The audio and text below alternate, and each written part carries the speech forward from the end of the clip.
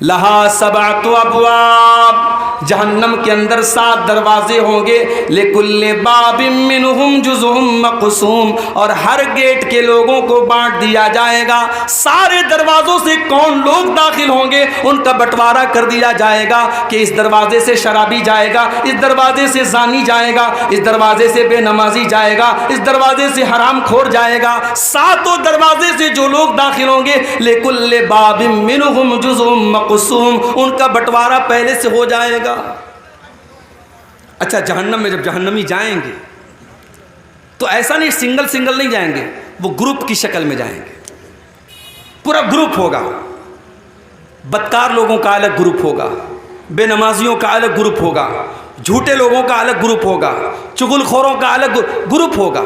وَسِيقَ الَّذِينَ كَفَرُوا إِلَى جَهَنَّمَ زُمَرًا، جہنمیوں کو جہنم میں گروپ کی شکل میں لے کے جایا جائے گا، ان کو ہانک کے لے کے جایا جائے گا، جیسے جانوروں کو، جیسے بکری بکرا کو، جیسے گائے بھینس کو ہانک کے لے کے جایا جاتا ہے۔ جہنمیوں کو کوئی سمان کے ساتھ، کوئی رسپیکٹ کے ساتھ، کوئی عزت کے ساتھ لے کے نہیں جایا جائے گا، ان کو ہانک کر کے لے کے جایا جائے گا۔ وَسِيقَ الَّذِينَ كَفَرُوا إِلَى جَهَنَّمَ زُمَرًا حَتَّى إِذَا جَاءُوهَا فُتِحَتْ أَبْوَابُهَا وقال لهم خزنتها ألم يأتكم رسل منكم يتلون عليكم آياتي، جب جہنمی جہنم کے دروازے پر پہنچیں گے تو فرشتے وہاں جہنم کے گیٹ پہ کھڑے رہیں گے، جہنمیوں کے سے فرشتے سوال کریں گے کہ چلو جہنم میں آ جاؤ۔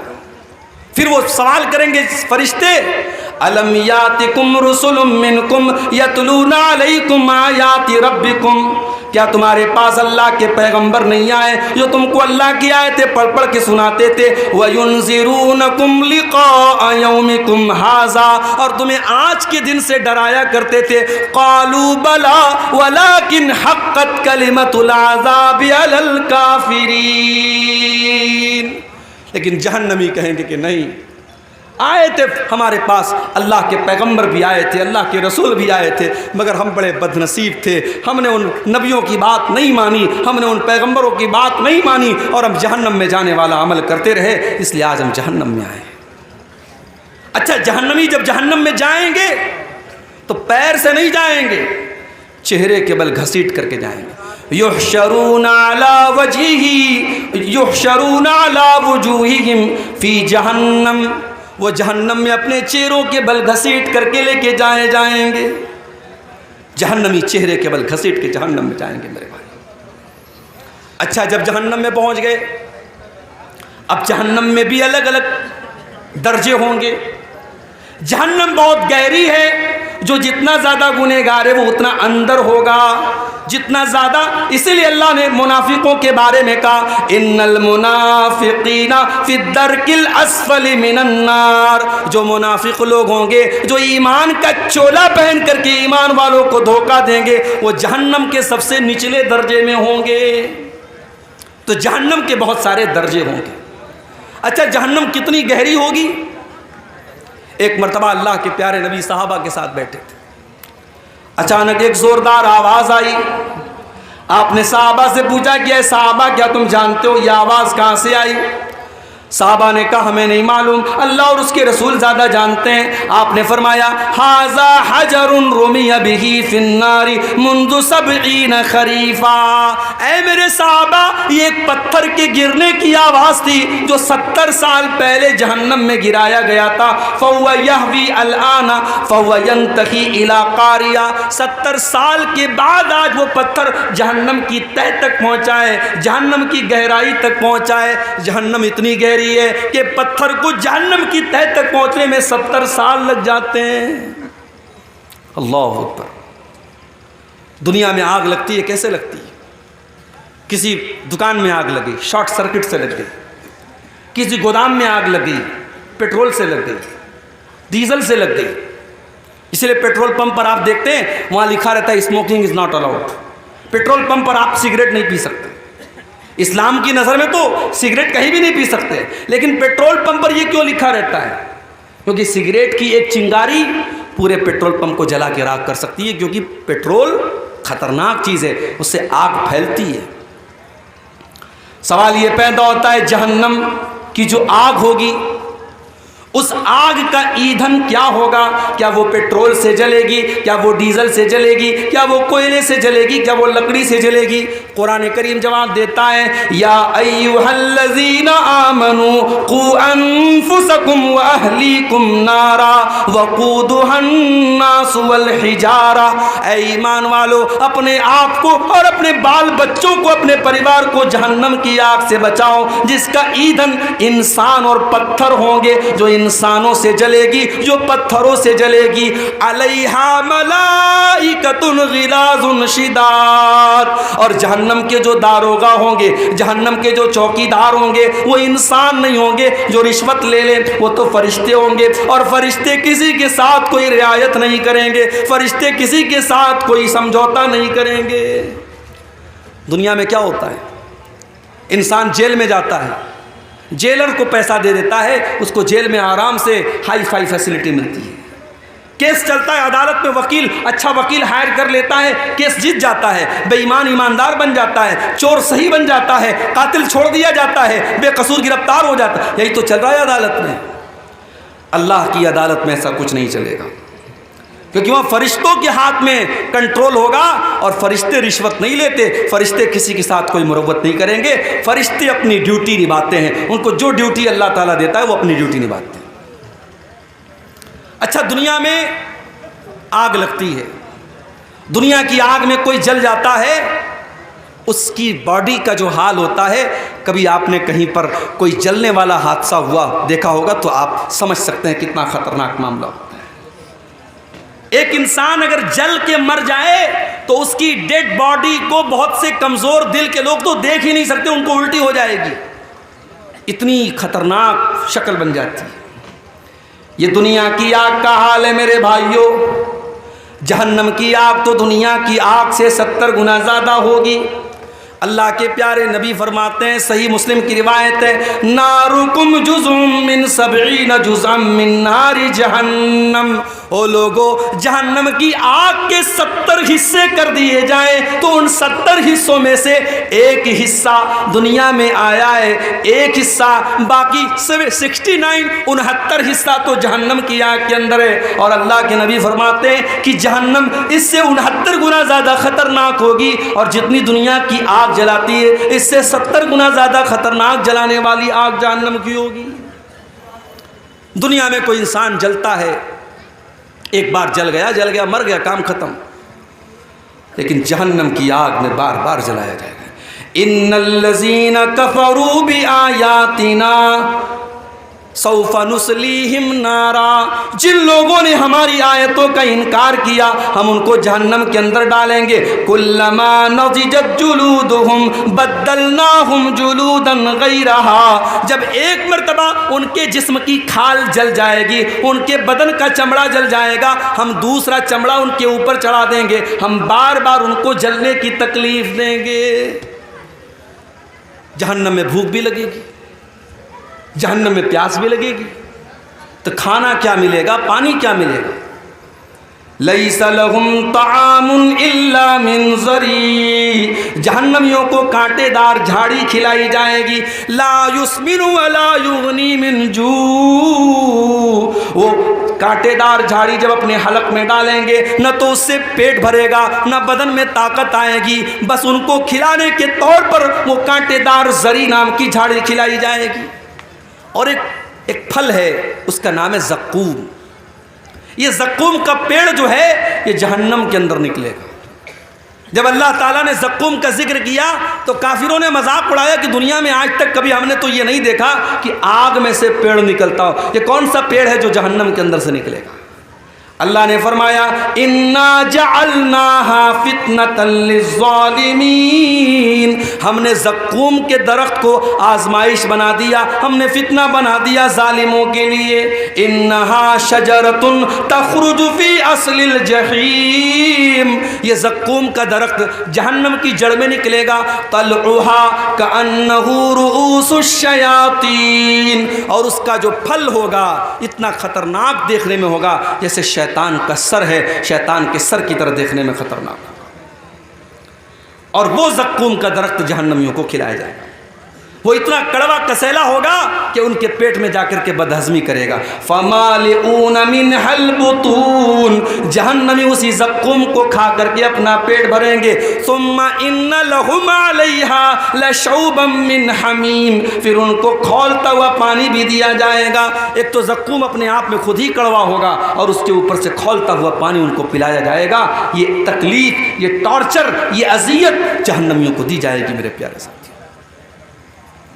دنیا میں ہم گرمی میں کاٹن کے کپڑے پہنتے ہیں اور سوتی چادر بچھا کے ہم سوتے ہیں. سردی کا موسم آتا ہے ہم کمبل اوڑھ لیتے ہیں، ہم اون کا کپڑا پہنتے ہیں.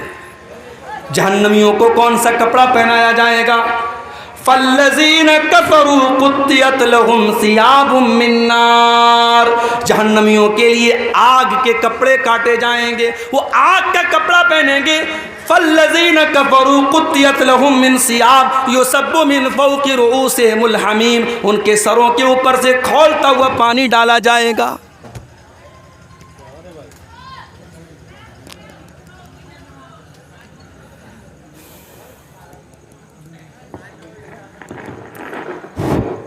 ان کے سروں کے اوپر سے کھولتا ہوا پانی ڈالا جائے گا. یُسْحَرُ بِهِ مَا فِي بُطُونِهِمْ وَالْجُلُودُ جب کھولتا ہوا پانی ان کے سر پہ ڈالا جائے گا، ان کی اندر کی اتڑیاں بھی اس سے جل جائیں گی، ان کی چمڑیاں بھی جل جائیں گی. یہ جہنم کا عذاب ہوگا میرے بھائی. اور جانتے ہو دنیا میں کہیں زخم ہو جاتا ہے نا تو زخم کے اندر پیپ بھر جاتا ہے، پیلا پیلا پیپ. ہمارے یا اس کو مواد بولتے، پتہ نہیں آپ کے بنگلہ میں کیا بولتے ہیں. پیپ اور مواد اس کو کہا جاتا ہے. جہنمیوں کو وہ پیپ اور مواد پلایا جائے گا. یسقا من ماء صدید جہنمیوں کو پیپ اور مواد پلایا جائے گا. یتجرعہ ولا یکاد یسیغہ وہ اتنا خطرناک ہوگا، وہ اتنا گندا ہوگا، وہ اتنا گھناؤنا ہوگا کہ جہنمی بیچارہ پیاس سے پریشان ہوگا، لیکن وہ اس پیپ اور مواد کو بڑی مشکل سے اپنی حلق کے نیچے اتارے گا. وَيَأْتِيهِ الْمَوْتُ مِنْ كُلِّ مَكَانٍ وَمَا هُوَ بِمَيِّتٍ وہ بیچارہ ہر طرف سے موت اس کے پاس آئے گی مگر پھر بھی وہ مرے گا نہیں. جہنمیوں کو موت نہیں آئے گی، جہنمیوں کو موت نہیں آئے گی. کیوں؟ کیونکہ جب جنتی جنت میں چلے جائیں گے اور جہنمی جہنم میں چلے جائیں گے تو اللہ تبارک و تعالیٰ موت کو ایک دمبے کی شکل میں، ایک میڈھا کی شکل میں لائے گا اور موت کے گلے پر چھری چلا دی جائے گی. موت کو ذبح کر دیا جائے گا، موت کو قربان کر دیا جائے گا اور اعلان کر دیا جائے گا اے جنتیوں اب ہمیشہ جنت میں رہنا ہے، اور اے جہنمیوں ہمیشہ جہنم میں رہنا ہے. اب موت آنے والی نہیں ہے، موت کا معاملہ ختم ہو گیا. جہنمی بیچارے پریشان ہو کر کے جہنم کے داروغہ سے ریکویسٹ کریں گے. وَنَادَا أَصْحَابُ النَّارِ أَصْحَابَ الْجَنَّةِ وَنَادَوْا يَا مَالِكُ لِيَقْضِيَ عَلَيْنَا رَبُّكَ قَالَ إِنَّكُمْ مَاكِثُونَ جہنمی کہیں گے اے جہنم کے داروغہ، اے مالک. جہنم کے داروغہ کا نام کیا ہوگا؟ مالک. جنت کے داروغہ کا نام رضوان اور جہنم کے داروغہ کا نام مالک. تو کہیں گے اے مالک، اے جہنم کے داروغہ اپنے رب سے کہہ دو ہمیں ایک بار مار دے، ہمیں ایک بار موت دے دے. یہ تل تل نہ مارے، یہ بار بار نہ مارے، یہ قسطوں میں نہ مارے، ایک بار ہمیں مار کے کام ختم کر دے. جہنم کا داروغہ کہے گا قال انکم ماکثون اے جہنمیوں تمہیں ہمیشہ ہمیشہ اسی جہنم میں رہنا ہے، تمہیں موت آنے والی نہیں ہے. اللہ اکبر. کتنے پتھر دل ہو گئے ہم لوگ. اس جہنم کے بارے میں ہم سنتے ہیں، پڑھتے ہیں، ہم دعا بھی کرتے ہیں اللہ سے ربنا آتنا فی الدنیا حسنہ وفی الآخرۃ حسنہ وقنا عذاب النار. اے اللہ جہنم کے عذاب سے بچا لے. ہم دعا بھی کرتے ہیں مگر اس جہنم سے بچنے کی کوشش نہیں کرتے. کتنے کام ہم ایسے کرتے جو جہنم میں لے کے جانے والے ہیں، اور ابھی میں بیان کروں گا وہ کون سے کام ہیں. چند اہم کام بیان کروں گا جو جہنم میں لے کے جاتے ہیں. میرے بھائیوں ہم جہنم کے بارے میں سنتے ہیں، بیانات سنتے ہیں، تقریریں سنتے ہیں، جمعہ کے خطبے میں ہم اللہ کے پیارے نبی کی حدیثیں سنتے ہیں، مگر ہمارا دل کانپتا نہیں ہے، ہمارے رونگٹے کھڑے نہیں ہوتے ہیں، ہمارے دلوں میں ڈر پیدا نہیں ہوتا ہے. کیوں؟ ثم قست قلوبکم من بعد ذلک فہی کالحجارۃ او اشد قسوا۔ اللہ نے قرآن میں فرمایا تمہارے دل تو اتنے کٹھور ہو گئے، تمہارے دل تو اتنے سخت ہو گئے کہ پتھروں سے بھی زیادہ کٹھور تمہارے دل ہو گئے۔ پتھر کے اوپر بھی پانی بار بار پڑتا ہے تو پتھر کے اندر بھی سوراخ ہو جاتا ہے، پتھر سے بھی پانی رسنے لگتا ہے۔ اے انسانوں، اللہ کی نافرمانی کرتے کرتے تمہارے دل اتنے کٹھور ہو گئے کہ پتھروں سے بھی زیادہ سخت ہو گئے تمہارے دل۔ آج حقیقت میں میرے بھائیوں ہمارے دل پتھروں سے بھی زیادہ سخت ہو گئے، ورنہ صحابہ کرام تو جہنم کی بات سن کے رونے لگتے تھے۔ جہنم کی بات سن کر کے صحابہ کرام رونے لگتے تھے۔ حضرت عائشہ رضی اللہ تعالیٰ عنہ، صبح کا ٹائم ہے، سورج نکلنے کے بعد جو ایک نماز پڑھی جاتی ہے جس کو چاشت کی نماز کہا جاتا ہے، اما عائشہ رضی اللہ تعالیٰ عنہ چاشت کی نماز پڑھ رہی ہیں اور چاشت کی نماز میں سورہ طور کی تلاوت کر رہی ہیں۔ میری پیاری ماں بہنوں، ذرا آج آپ اپنا جائزہ لے لیں، آج کتنی عورتیں جن کو سورہ طور یاد بھی نہ ہوگی۔ ہمارے یہاں عورتوں کا معاملہ بڑا گڑبڑ ہے، دین کی تعلیم نہ کے برابر ہے، یا تو مدرسے میں پڑھے گی یا بالکل نہیں پڑھے گی۔ جو لڑکیاں مدرسے میں پڑھتی ہیں ان کو تو جانکاری ہے دین کی، جو مدرسے میں نہیں جاتی ان کو بالکل جانکاری نہیں ہے۔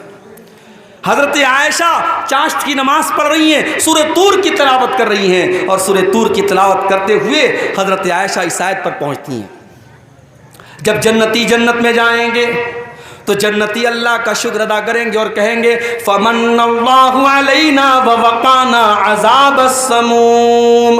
اے اللہ تیرا بہت بڑا احسان ہے ہمارے اوپر، تو نے جہنم کی آگ سے ہم کو بچا لیا، تو نے جہنم کی عذاب سے ہم کو بچا لیا۔ اما عائشہ جب اس آیت پر پہنچتی ہیں تو رونے لگتی ہیں اور بار بار اسی آیت کو ریپیٹ کرنے لگتی ہیں، بار بار اسی آیت کو دہرانے لگتی ہیں، فمن اللہ علینا ووقانا عذاب السموم۔ اے اللہ تیرا بہت بڑا احسان ہے ہمارے اوپر، تو نے جہنم کی آگ سے ہم کو بچا لیا۔ حضرت عائشہ کے ایک بھانجے تھے، ان کا نام عروہ تھا، وہ اپنی خالہ سے ملنے آئے، دیکھا خالہ نماز پڑھ رہی ہیں اور بار بار اسی آیت کو دہرا رہی ہیں۔ انہوں نے سوچا میں چلا جاتا ہوں، بعد میں آ جاؤں گا۔ کہتے میں مارکیٹ میں گیا، میں نے سودا خریدا، میں نے سامان خریدا، ایک دو گھنٹے کے بعد اپنا سامان خریدنے کے بعد، اپنا کام کرنے کے بعد جب میں دوبارہ اپنی خالہ کے گھر گیا، میں نے دیکھا وہی حالت ہے، خالہ نماز میں کھڑی ہیں، آنکھوں سے آنسو بہ رہے ہیں، اور خالہ بار بار اسی آیت کو دہرا رہی ہیں، فمن اللہ علینا ووقانا عذاب السموم۔ جنتی کہیں گے اے اللہ تیرا بہت بڑا احسان ہمارے اوپر ہے، تو نے جہنم کی آگ سے ہم کو بچا لیا۔ ہمارے اور آپ کے اندر یہ جذبہ کب پیدا ہوگا میرے بھائی؟ جہنم کی آگ سے بچنے کی ہم تیاری کب کریں گے؟ یاد رکھو جہنم کی آگ سے بچنے کے لیے آپ کو ان کاموں سے بچنا پڑے گا جو جہنم کی طرف لے کے جاتے ہیں۔ اور آج کی تقریر میں کچھ ایسے کام بتاؤں گا، میں وہ کام بتاؤں گا جو جہنم میں لے کے جاتے ہیں۔ مقصد یہ ہے ان کاموں سے ہم اپنے دامن کو بچائیں، نہیں بچائیں گے تو ہمارا انجام بہت برا ہوگا۔ بس ہم دعا کرتے اللہ ہمیں ہماری حفاظت کرے۔ اگر ہم ان کاموں کی بات کریں جو جہنم میں لے کر کے جاتے ہیں، اس میں نمبر 1 پر اگر کوئی کام ہے، سب سے پہلا اگر کوئی کام ہے جو جہنم میں لے کر کے جانے والا ہے، اسے ہم شرک کہتے ہیں۔ اللہ کی عبادت میں کسی کو شریک کرنا، کسی کو سنگی بنانا، کسی کو شریک کرنا، کسی کو پارٹنر بنانا۔ جو کام اللہ کے لیے کیا جاتا ہے وہ کام کسی اور کے لیے کرنا۔ نماز اللہ کے لیے پڑھی جاتی ہے، رکوع اللہ کے لیے ہوتا ہے، سجدہ اللہ کے لیے ہوتا ہے، قسم اللہ کے نام کی کھائی جاتی ہے، جانور اللہ کے نام کا ذبح ہوتا ہے، سر اللہ کے آگے جھکایا جاتا ہے، ہاتھ اللہ کے آگے پھیلایا جاتا ہے۔ یہ سارے کام اگر کسی اور کے ساتھ کیے جاتے ہیں، چاہے وہ کوئی نبی کیوں نہ ہو، چاہے وہ کوئی ولی کیوں نہ ہو، چاہے وہ کوئی جانور کیوں نہ ہو، چاہے وہ کوئی پیڑ کیوں نہ ہو، اللہ کا مقام کسی اور کو دینا یہی شرک ہے میرے پیارے ساتھیوں۔ اور قرآن کہتا ہے انہ من یشرک باللہ فقد حرم اللہ علیہ الجنہ ومأواہ النار وما للظالمین من انصار۔ جو اللہ کے ساتھ شرک کرے گا اس کی ہم مغفرت نہیں کریں گے، اس کا ٹھکانہ جہنم ہوگا، اس کے لیے جنت حرام ہے اور وہ ہمیشہ ہمیشہ جہنم میں رہے گا۔ مشرک کو اللہ تعالی جہنم سے نہیں بچائے گا میرے بھائی۔ دوسرے گناہوں کو اللہ تعالیٰ ان کی سزا دے کر کے یا معاف کر کے جنت میں داخل کر دے گا، مگر مشرک جو شرک پر مرا ہے اس کو اللہ تعالیٰ جہنم سے کبھی نہیں نکالے گا۔ پورے قرآن میں اللہ نے کسی اور گناہ کے بارے میں اتنی سخت بات نہیں کی جتنی اللہ نے شرک کے بارے میں بات کہی. ان اللہ لا یغفر ان یشرک بہ ویغفر ما دون ذلک لمن یشاء. اللہ تعالیٰ شرک کو معاف نہیں کرے گا. معاف کرنا تو بڑی دور کی بات ہے. اگر کوئی مشرک ہے, اگر کوئی شرک کی حالت میں مر گیا ہے, اس مشرک کے لیے ہم مغفرت کی دعا بھی نہیں کر سکتے. ہمارا اپنا باپ ہی کیوں نہ ہو, ہمارا اپنا بیٹا ہی کیوں نہ ہو. اللہ نے فرمایا ما کان للنبی ان یستغفروا للمشرکین, ما کان للنبی والذین آمنوا ان یستغفروا للمشرکین ولو کانوا اولی قربا. اے ایمان والو اور اے میرے نبی, کان کھول کر کے سن لو, کسی مشرک کے لیے تم مغفرت کی دعا بھی نہیں کر سکتے, تمہارا کوئی اپنا رشتہ دار ہی کیوں نہ ہو. تو یہ پہلا گناہ ہے شرک, جو ہمیں جہنم کی آگ کی طرف لے کے جائے گا.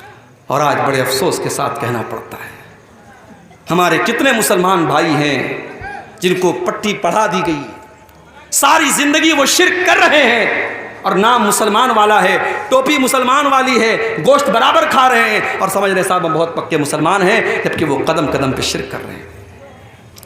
میرے پیارے ساتھیوں, اتنا خطرناک گناہ ہے یہ شرک, اتنا خطرناک گناہ ہے یہ شرک کہ اگر انسان شرک کر کے اللہ تعالیٰ کیا گیا ہے, وہ نماز لاکھوں پڑھ کے گیا ہو, وہ روزہ لاکھوں رکھ کے گیا ہو, اس نے سینکڑوں حج اور عمرے کر لیے ہو, اللہ فرماتا ہے اپنے نبی سے قرآن میں کہ اے نبی آپ بھی سن لیجئے, اے نبی لئن اشرکت لیحبطن عملک ولتکونن من الخاسرین. اے نبی اگر آپ نے بھی شرک کر دیا تو آپ کی بھی ساری نیکیاں برباد ہو جائیں گی, آپ کی ساری عبادتیں برباد ہو جائیں گی.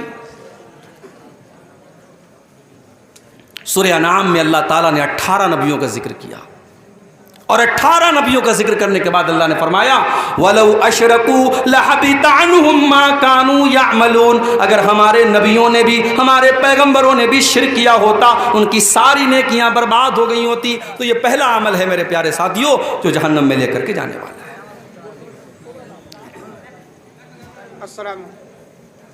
السلام علیکم. ہوٹل کا ٹوکن 100 کے بجائے 80 ہو گیا ہے, اور کھانا بچا ہوا ہے. جن حضرت کو کھانے کی ضرورت ہے وہ جا کے کھا سکتے ہیں.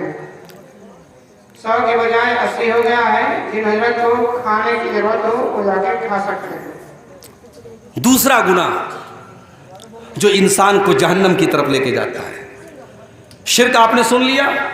اب شرک ہی سے ملتا جلتا ہے گناہ ہے کفر کرنا. شرک کیا ہے؟ اللہ کی عبادت میں کسی کو شریک کرنا. کفر کیا ہے؟ اللہ کو نہ ماننا یا رسول کو نہ ماننا, یا جن باتوں پر ایمان لانا ضروری ہے ان میں سے کسی بات کا انکار کرنا. مثال کے طور پر آدمی اللہ کو مانتا ہے, رسول کو نہیں مانتا, یا رسول کو مانتا ہے اللہ کی کتابوں کو نہیں مانتا, یا اللہ کی کتابوں کو مانتا ہے اللہ کے فرشتوں کو نہیں مانتا, یا فرشتوں کو مانتا ہے تقدیر کو نہیں مانتا, تقدیر کو مانتا ہے قیامت کو نہیں مانتا. جتنی چیزوں پر ایمان لانا ضروری ہے, انیوار ہے, کمپلسری ہے, ان چیزوں میں سے کسی چیز کا انکار کرنے والا کافر ہے, اور کافر بھی جنت میں نہیں جائے گا, جہنم میں جائے گا. وَمَن يَكْفُرْ بِالْإِيمَانِ فَقَدْ حَبِطَ عَمَلُهُ. جو اللہ تعالیٰ کے اوپر ایمان لانے والی کسی چیز کا انکار کرے گا, فقد حبط عملہ, اس کے سارے عمل برباد ہو جائیں گے. وَهُوَ فِي الْآخِرَةِ مِنَ الْخَاسِرِينَ, اور آخرت میں وہ نقصان اٹھانے والوں میں سے ہوگا. قرآن میں بار بار اللہ کہتا ہے ہم نے کافروں کے لیے جہنم تیار کے رکھی, ہم نے کافروں کے لیے جہنم تیار کر کے رکھی. جو کافر ہوگا, جو کفر کرے گا, اس کے لیے جنت حرام ہے اور جہنم میں وہ داخل ہوگا. اور آگے بڑھیے, جہنم میں لے کر کے جانے والی ایک اور چیز ہے اللہ کا مذاق اڑانا, اللہ کے رسول کا مذاق اڑانا, فرشتوں کا مذاق اڑانا, قرآن کا مذاق اڑانا, شریعت کا مذاق اڑانا. اگر آپ نے شریعت کی کسی چیز کا مذاق اڑایا تو یہ چیز بھی آپ کو اللہ کی جنت سے دور کر دے گی. اللہ نے قرآن میں فرمایا قُلْ أَبِاللَّهِ وَآيَاتِهِ وَرَسُولِهِ كُنْتُمْ تَسْتَهْزِئُونَ. اے نبی آپ کہہ دیجئے منافقوں سے, کافروں سے, کیا تم اللہ کا مذاق اڑاتے ہو؟ کیا تم اللہ کی آیتوں کا مذاق اڑاتے ہو؟ کیا تم اللہ کے رسول کا مذاق اڑاتے ہو، لا تعتذروا قد کفرتم بعد ایمانکم، اے کافرو تم جتنا بھی بہانہ کر لو، اے منافقو تم جتنا بھی بہانہ کر لو، جب تم نے اللہ کا مذاق اڑا لیا، جب تم نے رسول کا مذاق اڑا لیا، جب تم نے اللہ کے فرشتوں کا مذاق اڑا لیا تو تم کافر ہو گئے، تم برباد ہو گئے۔ اس لیے اللہ اور اس کے رسول کا مذاق اڑانے والا کافر ہو جاتا ہے میرے بھائی۔ تو جب مذاق اڑانے والا کافر ہو جاتا ہے تو جو نبی کو گالی دیتا ہے، جو نبی کو برا بھلا کہتا ہے، جو نبی پر تانے مارتا ہے، اب ذرا سوچو اس کا انجام کیا ہوگا۔ اللہ کے نبی کے دور میں ایک آدمی اسلام قبول کرتا ہے، مسلمان ہوتا ہے، پڑھا لکھا تھا۔ اللہ کے نبی نے اسے ڈیوٹی سونپی کہ قرآن جب اترے تو اس قرآن کو لکھنے والے صحابہ میں آپ نے اس انسان کو بھی شامل کر دیا کہ جب قرآن اترے تو تم لکھ لیا کرو۔ بخاری کے الفاظ ہیں، کچھ دنوں تک وہ اللہ کے نبی کے ساتھ رہا اور اللہ کے نبی کے ساتھ کچھ قرآن کی آیتوں کو اس نے لکھا بھی، اور اس کے بعد وہ مرتد ہو گیا، وہ کافر ہو گیا، وہ اسلام کو چھوڑ کے چلا گیا، دوبارہ عیسائی بن گیا۔ جب وہ عیسائی بن گیا اس نے جا کر کے لوگوں میں یہ پروپیگنڈا شروع کر دیا، یہ پھیلانا شروع کر دیا، ارے محمد کو تو کچھ نہیں آتا، جو میں نے لکھ کر کے دیا ہے بس اتنا ہی آتا ہے، اس سے زیادہ تو محمد کو کچھ بھی نہیں آتا ہے۔ اللہ کے نبی پر جھوٹی تہمت لگا رہا ہے، جھوٹا بہتان لگا رہا ہے، الزام لگا رہا ہے۔ اللہ کے نبی خاموش رہے، کوئی جواب نہیں دیا۔ اللہ کے اوپر آپ نے چھوڑ دیا کہ اللہ تیرے نبی کا مذاق اڑا رہا ہے، اب تو فیصلہ کر دے۔ کچھ دنوں کے بعد اس کی موت ہو گئی، وہ آدمی مر گیا۔ مرنے کے بعد اس کی قوم کے لوگوں نے اس کو قبرستان میں لے جا کر کے دفن کیا۔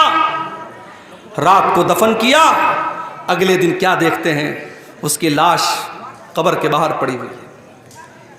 اس کے ساتھیوں نے کہا لگتا ہے محمد صلی اللہ علیہ وسلم اور ان کے ساتھیوں نے بدلہ لیا ہے، اس سے دشمنی لی ہے اور اس کو قبر سے باہر نکالا ہے۔ انہوں نے اور گہری قبر کھودی اور گہرا گڈھا کھودا اور اس میں اس کو دفن کر دیا۔ اگلے دن پھر جا کے دیکھا تو لاش باہر رکھی ہوئی ہے۔ 3 دن تک لگاتار گڈھا کھودتے رہے، اس انسان کی لاش کو زمین میں دفن کرتے رہے، لیکن زمین نے اس کی لاش کو قبول نہ کیا۔ جب تیسرے دن بھی ایسا ہوتا چلا گیا، وہ سمجھ گئے کہ یہ انسان کا کام نہیں ہے، یہ اللہ کا کام ہے، یہ اللہ کی طرف سے غضب نازل ہو رہا ہے۔ انہوں نے لے جا کر کے اس کی لاش کو کوڑے میں پھینک دیا۔ میرے بھائیوں، آج بھی اگر کوئی نبی کا مذاق اڑاتا ہے، کوئی اللہ کا مذاق اڑاتا ہے، اس کا انجام بہت برا ہونے والا ہے۔ یہ بات یاد رکھو، 1400 سال سے لے کر کے آج تک کی تاریخ گواہ ہے، نبی اکرم کا مذاق اڑانے والا اور اسلام کا مذاق اڑانے والا آخرت میں تو جو ہوگا ہوگا، دنیا میں بھی وہ برباد ہونے والا ہے میرے پیارے ساتھی۔ اور آگے بڑھیے، ایک اور چیز ہمیں جہنم میں لے کر کے جانے والی ہے۔ یا ایھا الذین آمنوا لا تاکلوا الربا اضعافا مضاعفا، اے ایمان والو تم سود نہ کھانا، تم بیاج نہ کھانا، واتقوا اللہ لعلکم تفلحون، اللہ سے ڈرو تبھی تم کامیاب ہو سکتے ہو، تم سود کھا کر کے کامیاب نہیں ہو سکتے۔ سود کھانے والا، بیاج کھانے والا، یہ بھی جہنم کو اپنے اوپر لازم کر رہا ہے۔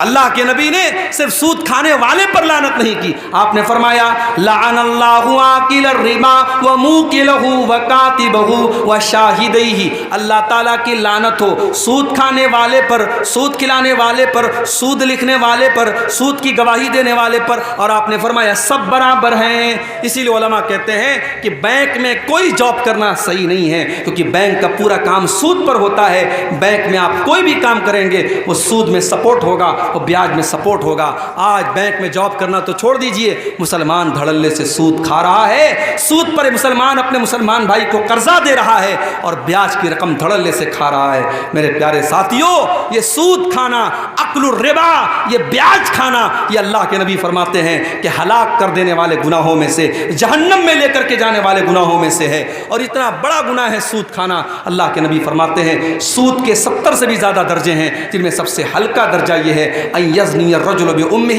انسان اپنی سگی ماں کے ساتھ زنا کرے، جتنا بڑا پاپ یہ ہے اس سے بھی کہیں بڑا پاپ یہ ہے کہ انسان سود کھائے۔ اللہ ہم سب کی حفاظت کرے۔ آج سود الگ الگ شکلوں میں ہمارے اور آپ کے گھروں میں داخل ہو رہا ہے میرے پیارے ساتھیوں۔ اب یہاں ایک سوال لوگ پوچھتے ہیں کہ بینک میں ہم جو سیونگ اکاؤنٹ کھولتے ہیں، آج کے دور میں جو ہمارے ملک کے حالات ہیں، ہم بغیر بینک کے اکاؤنٹ کے کوئی کام نہیں کر سکتے، ہر چیز میں بینک میں اکاؤنٹ کی ضرورت پڑتی ہے، اور سیونگ اکاؤنٹ میں بینک میں انٹرسٹ آتا ہے، تو اس انٹرسٹ کا ہم کیا کریں، اس بیاج کا ہم کیا کریں؟ اس کا صحیح جواب یہ ہے جو جواب علماء نے دلائل کی روشنی میں دیا ہے کہ اگر بینک میں آپ کو انٹرسٹ مل رہا ہے، بیاج مل رہا ہے، اس پیسے کو آپ اپنے اوپر استعمال نہیں کریں، اس پیسے کو آپ اپنے اوپر استعمال نہیں کریں گے۔ جن علماء نے کہا اس سے راستہ بنا دیا جائے، اسے لیٹرین بنا لی جائے، وہ بالکل صحیح بات نہیں ہے۔ راستہ ہماری ضرورت کی چیز ہے، لیٹرین ہماری ضرورت کی چیز ہے۔ ہم بیاج کے پیسے سے نہ راستہ بنا سکتے ہیں نہ لیٹرین بنا سکتے ہیں۔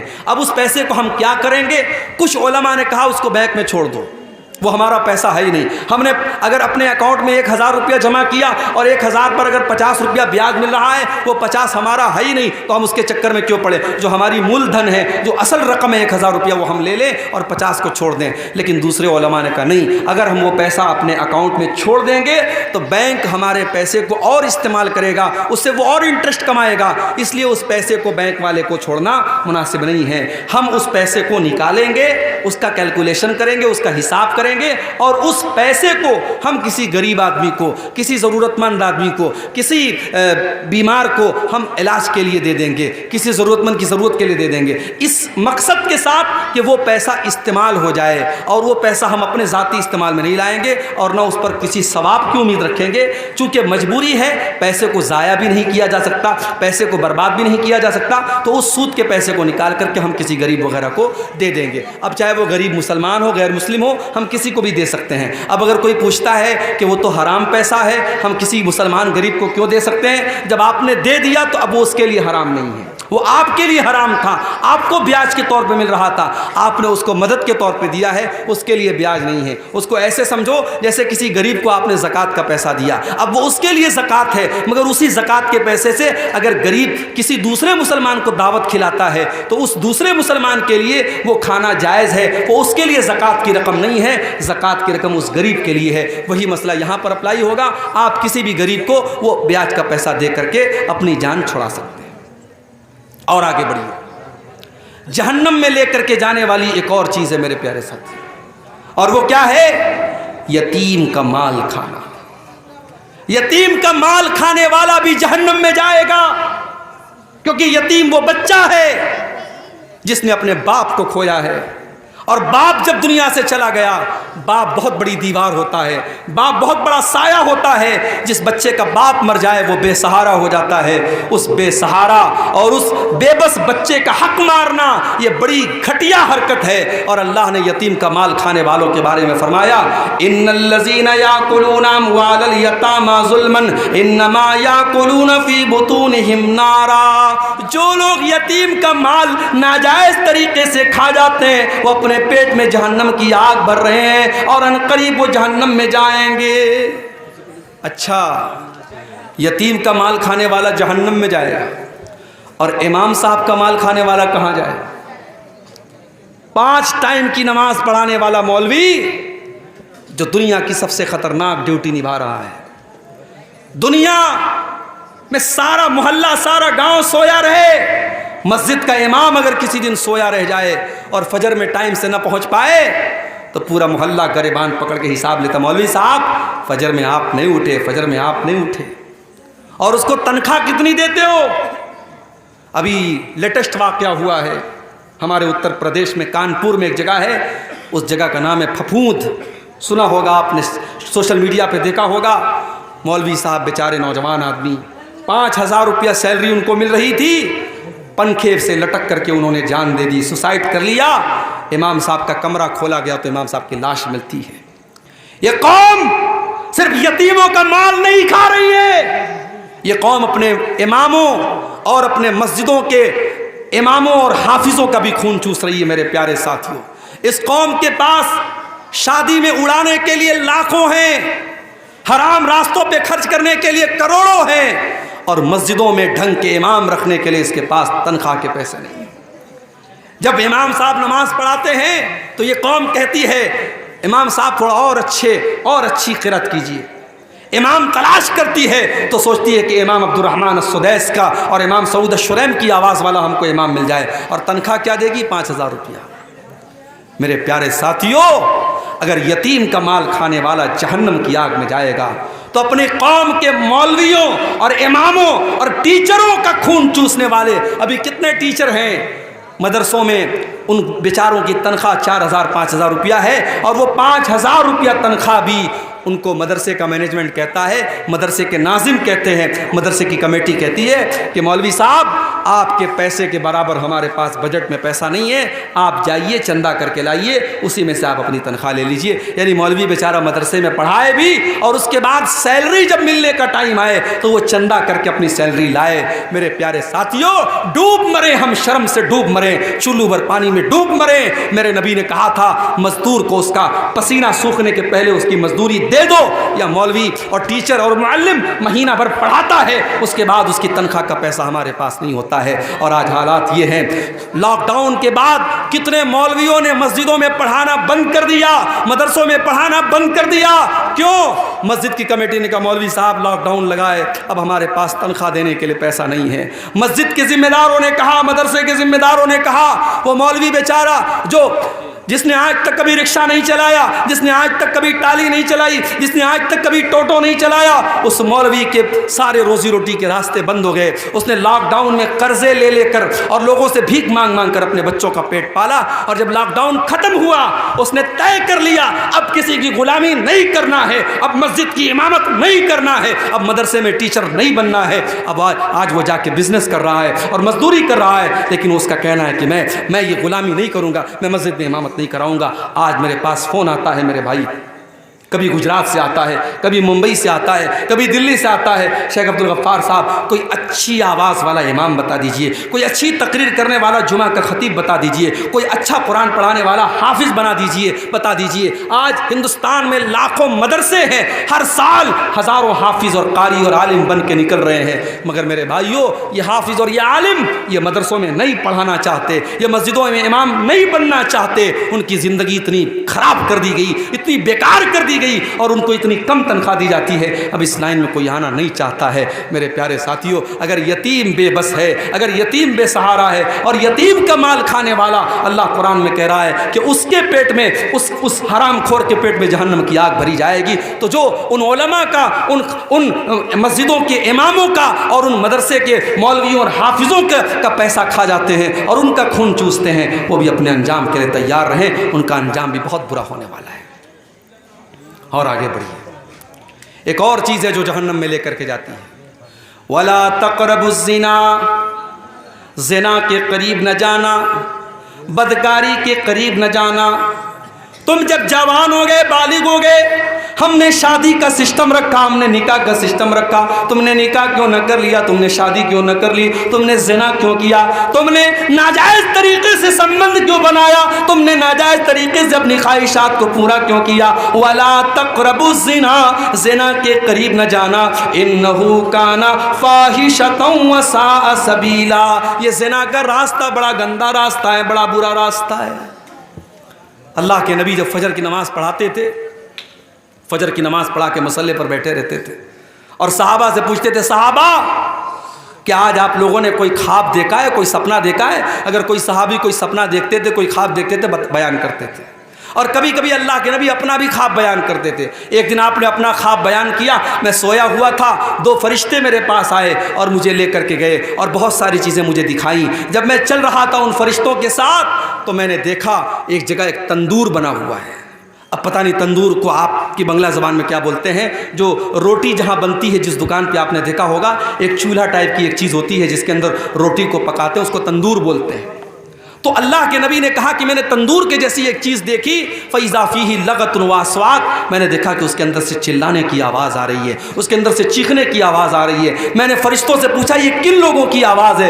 فرشتوں نے کہا بھی آپ آگے چلیے ہم بعد میں بتائیں گے۔ جب بعد میں اللہ کے نبی نے پوچھا وہ کس کی آواز تھی تو فرشتوں نے کہا ہؤلاء الزناۃ والزوانی، اے اللہ کے نبی یہ زانیوں، یہ زناکار مردوں کی اور زناکار عورتوں کی آواز تھی، ان کے نیچے سے جہنم کی آگ کا انگارہ اور جہنم کی آگ ان کی شرمگاہ کے اندر داخل ہوتی ہے، اور اس کرتوت کی سزا ان کو اس طریقے سے برابر جہنم میں ملتی رہے گی کہ ان کو ایک تندور میں ڈالا جائے گا، اور جس طریقے سے تندور میں کسی چیز کو پکایا جاتا ہے ان حرام کھوروں، ان زانیوں اور ان بدکاروں کی شرمگاہ میں آگ کے شعلے جائیں گے اور وہ چلائیں گے اور چیخیں گے۔ اللہ کے نبی نے یہ عذاب کا منظر دیکھا تھا۔ آج حالات کیا ہے میرے بھائی؟ آج حالات یہ ہے، اسی سیمانچل میں لوگوں نے مجھے بتایا کہ کتنے لڑکی اور لڑکی جب ناجائز تعلق بنا لیتے ہیں اور پکڑے جاتے ہیں تو پنچایت یہ فیصلہ سناتی ہے کہ لڑکا اور لڑکی دونوں نے غلط کام کیا ہے، لیکن سزا لڑکے کو دی جائے گی۔ لڑکے پر 1 لاکھ روپے کی پینالٹی لگائی جاتی ہے اور وہ 1 لاکھ لڑکا اس لڑکی کے گھر والوں کو دیتا ہے۔ اور مجھے یہاں تک لوگوں نے بتایا کہ بعض بے غیرت اور بے شرم لڑکیاں اس کو پیشہ بنا لیتی ہیں اور الگ الگ لڑکوں کو پھنساتی ہیں، اور جب یہ معاملہ جب یہ پنچایت میں جاتا ہے تو یہی فیصلہ سنایا جاتا ہے کہ لڑکا 1 لاکھ روپیہ جو ہے اس کو دے، اور اس طریقے سے اس کا کام چلتا ہے۔ میرے بھائیوں، زناکار مرد اور زناکار عورت یہ دونوں سوسائٹی کے لیے بہت بڑا عذاب ہیں۔ اللہ نے سورہ نور کے اندر فرمایا الزانیۃ والزانی فاجلدوا کل واحد منہما 100 جلدہ، زناکار مرد کو اور زناکار عورت کو اگر وہ کنوارے ہیں تو 100 کوڑے کی سزا دے دو، 100 کوڑے ان کو مارو، اور جب یہ سزا دو تو کسی بند کمرے میں مت دو۔ اللہ نے فرمایا وَلِيَشْهَدْ عَذَابَهُمَا طَائِفَةٌ مِّنَ الْمُؤْمِنِينَ، زناکار مرد کو اور زناکار عورت کو کھلے عام یہ سزا دی جائے، اگر وہ کنوارا ہے تو 100 کوڑے کی سزا دی جائے گی اور شہر سے نکال دیا جائے گا 1 سال کے لیے، اور اگر شادی شدہ ہے، اگر لڑکی شادی شدہ ہے، اگر لڑکا شادی شدہ ہے تو شریعت کا یہ فیصلہ ہے کہ اس کو رجم کر دیا جائے گا، اس کو پتھروں سے مار مار کے ختم کر دیا جائے گا، اس کو سزائے موت دے دی جائے گی۔ اور مجھے اسٹیٹمنٹ یاد آتا ہے راج ٹھاکرے کا، جب دلی میں نربھیا کانڈ ہوا تھا اور ایک لڑکی کو 18-19 سال کی لڑکی کو چلتی بس میں اس کے ساتھ ریپ کیا گیا اور اس کی شرمگاہ میں بڑی بے رحمی سے اس کو زخمی کیا گیا اور اس کے ساتھ جانوروں جیسا سلوک کیا گیا، تو اس وقت میڈیا میں وہ کانڈ بہت زیادہ پھیلا تھا۔ اس وقت راج ٹھاکرے نے ایک اسٹیٹمنٹ دیا تھا، اس نے کہا تھا کہ اگر زنا کی سزا اور بلاತ್کار کی سزا وہ دے دی جائے جو اسلام نے مقرر کی ہے اور جو قرآن نے بتائی ہے تو شاید یہ ریپ کے کیس بند ہو جائیں گے۔ مگر ایک بات مجھے کہنے دیجئے کہ عدالت کی نظر میں ریپ کیا ہے؟ لڑکا لڑکی کے ساتھ زبردستی کرے تو یہ ریپ ہے، لیکن اسلام کی نظر میں اگر اللیگل طریقے سے، غیر قانونی طریقے سے اگر لڑکا لڑکی بغیر شادی کے، بغیر میرج کے اگر آپس میں سمبند بناتے ہیں تو یہ ریپ ہی کہلائے گا، یہ زنا ہی کہلائے گا اور دونوں کو سزا دی جائے گی۔ اگر آپس کی سہمتی سے یہ کام ہو رہا ہے تو دونوں کو سزا دی جائے گی، اور اگر لڑکا لڑکی کے ساتھ زبردستی کر رہا ہے تو لڑکی کو سزا نہیں دی جائے گی لیکن لڑکے کو سزا دی جائے گی۔ میرے پیارے ساتھیوں، یہ زنا سماج کے لیے بہت بڑا ناسور ہے، اور آج میں پھر وہی بات کہتا ہوں جو میں اکثر اپنی تقریروں میں کہتا ہوں کہ زنا کاری کو اگر روکنا ہے ایک ہی طریقہ ہے میرے بھائیو، سیکنڈ کوئی آپشن نہیں ہے۔ آپ کو اپنی نوجوان نسل کو، اپنی بچیوں کو، اپنے بچوں کو اس دور میں جب بے حیائی پھیل چکی ہے اور موبائل ہر آدمی کے ہاتھ میں ہے اور ہر طریقے کی برائی آسان ہو چکی ہے اور بڑی آسانی سے زنا ہو سکتا ہے، اس دور میں اگر اپنے بچوں کو زنا سے بچانا ہے بس ایک ہی راستہ ہے میرے بھائی، نکاح کو آسان کر دو۔ لڑکی 18 سال کی 19 سال کی ہو گئی، لڑکا 20 سال کا 22 سال کا ہو گیا، شادی کے قابل ہو گئے، شادی کی عمر ہو گئی، دیر مت کرو، بہانے نہ کرو، جہیز کا لالچ چھوڑ دو، بارات کا چکر چھوڑ دو، رسم و رواج کی بیڑیاں چھوڑ دو، جو شریعت نے سکھایا ہے، جو اسلام نے سکھایا ہے، سمپل طریقے سے، سنت طریقے سے۔ ابھی کل ہتھیا دیارہ میں کٹیہار میں پروگرام تھا، وہاں ایک بھائی کی بات مجھے بہت اچھی لگی، انہوں نے کہا مولانا میرا ایک اللہ سے میں نے ایک وعدہ کیا ہے، عہد کیا ہے، دعا کیجیے اللہ مجھے اس عہد پر قائم رکھے۔ انہوں نے کہا کہ میرے کئی بچے ہیں، 4 بیٹے ہیں، میں نے یہ سوچا ہے میں کسی بیٹے کی شادی میں 1 پیسہ جہیز نہیں لوں گا۔ گا، اور کل اللہ کے یہاں جب جاؤں گا اللہ پوچھے گا کیا عمل لے کے آیا ہے، تو توحید کے بعد میں بیان کروں گا کہ اے اللہ یہ عمل میرا تو قبول کر لے کہ جس سماج میں جہیز لینے کا چلن تھا اور لوگ لالچ کرتے تھے، لاکھ لاکھ روپے کی 10-10 لاکھ روپے کی ڈیمانڈ کرتے تھے، اے اللہ اس سماج میں نے ایک پیسہ جہیز نہیں لیا ہے، وہ عمل میں لے کر کے اللہ کے پاس جانا چاہتا ہوں۔ مولانا آپ میرے حق میں دعا کیجیے گا۔ مجھے بات بہت اچھی لگی، کاش یہ سوچ آپ کے میاں بازار کے اور اس جلسے میں اس مجلس میں بیٹھے ہر نوجوان کی اور اس کے گارجین کی ہو جائے۔ میرے پیارے ساتھیوں، آپ نکاح کو آسان کیجیے، آپ جہیز کا چکر چھوڑ دیجیے، بارات کا چکر چھوڑ دیجیے، اور پھر دیکھیے نکاح میں برکت ہوتی ہے کہ نہیں، پھر آپ کے گھر میں سکون آتا ہے کہ نہیں، پھر آپ کے گھر میں بھلائی آتی ہے کہ نہیں۔ آپ اگر زنا کو روکنا چاہتے ہیں تو آپ کو نکاح کو آسان کرنا پڑے گا۔ اور آگے بڑھیے، جہنم میں لے کر کے جانے والا ایک اور عمل ہے اپنی ذمہ داری کو صحیح طریقے سے نہ نبھانا۔ اگر آپ اپنی ذمہ داری کو صحیح طریقے سے نہیں نبھا رہے ہیں تو آپ کے اوپر جنت حرام ہو جائے گی۔ اللہ کے نبی فرماتے ہیں جس کو اللہ تعالیٰ کوئی ذمہ داری عطا کرتا ہے، جس کے اوپر کوئی ذمہ داری اللہ تعالیٰ عطا کرتا ہے، ثم يموت يوم يموت وهو غاش لرعيته الا حرم الله عليه الجنہ۔ اگر وہ اپنی ذمہ داری کو صحیح طریقے سے نہیں نبھا رہا ہے اور اسی حالت میں مر جاتا ہے، اس کے اوپر جنت حرام ہو جائے گی۔ مدرسے کے ناظموں سن لو، مسجدوں کے متولیوں سن لو، اور گاؤں کے پردھانوں تم بھی سن لو، تمہارے کندھوں پر جو ذمہ داری ڈالی گئی ہے، اگر تم نے اپنی ذمہ داری کا حق ادا نہ کیا، اگر تم نے اپنی کرسی کا اپنے پاور کا حق ادا نہ کیا، تم نے اپنی ذمہ داری کے ساتھ انصاف نہ کیا، اللہ کے نبی فرما رہے ہیں الا حرم اللہ علیہ الجنہ، ایسے انسان کے اوپر جنت حرام ہو جائے گی۔ اور یہاں ایک بات اور نوٹ کر لیجیے، جس طریقے سے مسجد کا متولی ایک ذمہ دار ہے، مدرسے کا سیکریٹری ایک ذمہ دار ہے، جس طریقے سے گاؤں کا پردھان ایک ذمہ دار ہے، اسی طریقے سے ہر گھر میں باپ اپنی اولاد کا ذمہ دار ہے، ماں اپنی بیٹیوں کی ذمہ دار ہے، بڑا بھائی چھوٹے بھائیوں کا ذمہ دار ہے، بڑی بہن چھوٹی بہنوں کی ذمہ دار ہے۔ ہم سب کے کندھوں پر کوئی نہ کوئی ذمہ داری ہے میرے پیارے ساتھیوں، اور اس ذمہ داری کے بارے میں بھی ہمیں جواب دینا پڑے گا۔ ماں باپ کو جواب دینا پڑے گا کہ تم تو راتوں میں تہجد پڑھا کرتے تھے، تمہارے گھر میں زنا کیسے ہو گیا، تمہاری بیٹی نے غلط قدم کیوں اٹھایا، تمہارا بیٹا رات میں 2-2 بجے تک کیا کرتا تھا۔ باپ کو جواب دینا پڑے گا، ماں کو جواب دینا پڑے گا۔ اس لیے میرے بھائیوں، یہ ذمہ داری بھی ہم اپنے کندھوں پر محسوس کریں۔ اگر ہم باپ ہیں ایک اچھے باپ بنیں، اگر ماں ہیں ایک اچھی ماں بنیں، بڑے بھائی ہیں ایک اچھے بڑے بھائی بنیں، اپنے انڈر میں جو لوگ ہیں ان کی ذمہ داری کو اپنے اوپر محسوس کریں۔ یہ چیز بھی اللہ تبارک و تعالیٰ کے ہاں بہت خطرناک ثابت ہونے والی ہے۔ اگر ہم نے اپنی ذمہ داری کو صحیح طریقے سے نہیں نبھایا تو ہمیں اور آپ کو جہنم میں جانا پڑ سکتا ہے۔ اسی طریقے سے جہنم میں لے کر کے جانے والی ایک اور چیز ہے نیکی کر کے احسان جتانا۔ کسی کے ساتھ آپ نے بھلائی کر لی، اب احسان جتا رہے ہیں۔ اللہ کے نبی فرماتے ثلاثۃ لا يدخلون الجنہ، 3 لوگ ایسے ہیں جو جنت میں نہیں جائیں گے، یعنی جہنم میں جائیں گے۔ المنان، احسان جتانے والا، احسان جتانے والا۔ کبھی اگر آپ نے کسی کے ساتھ کوئی اچھا کام کیا ہے، موقع آیا آپ نے پھٹ سے بیان کر دیا، جب آپ نے بیان کر دیا اس کا مطلب کہ آپ کا مقصد اللہ کو راضی کرنا نہیں تھا، آپ تو موقع تلاش کر رہے تھے کہ دیکھو میں نے احسان کیا ہے، اب اس احسان کو ظاہر کرنے کا کب موقع ملتا ہے۔ تو کبھی احسان مت جتائیے میرے بھائیوں۔ جس طریقے سے نیکی کرتے ہیں آپ، نیکی کر کے اس کو دریا میں ڈال دیجئے، نیکی کر کے بھول جائیے، احسان کر کے بھول جائیے۔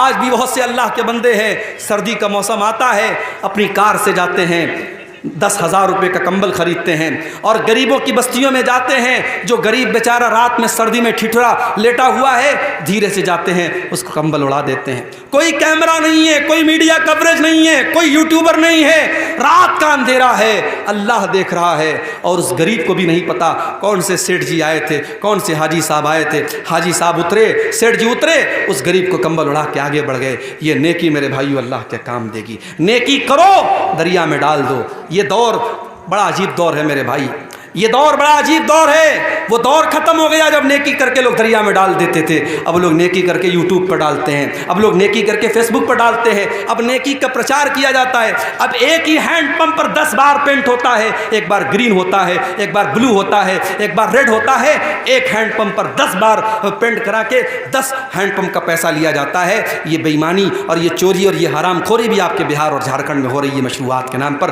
اللہ ہم سب کی حفاظت فرمائے. المنان, اللہ کے نبی فرماتے ہیں کہ احسان جتانے والا, نیکی کر کے نیکی جتانے والا, وہ بھی اللہ کے یہاں جہنم میں جائے گا, جنت حرام ہے اس کے لیے. اور دوسرا آدمی والعاق, رشتہ کاٹنے والا.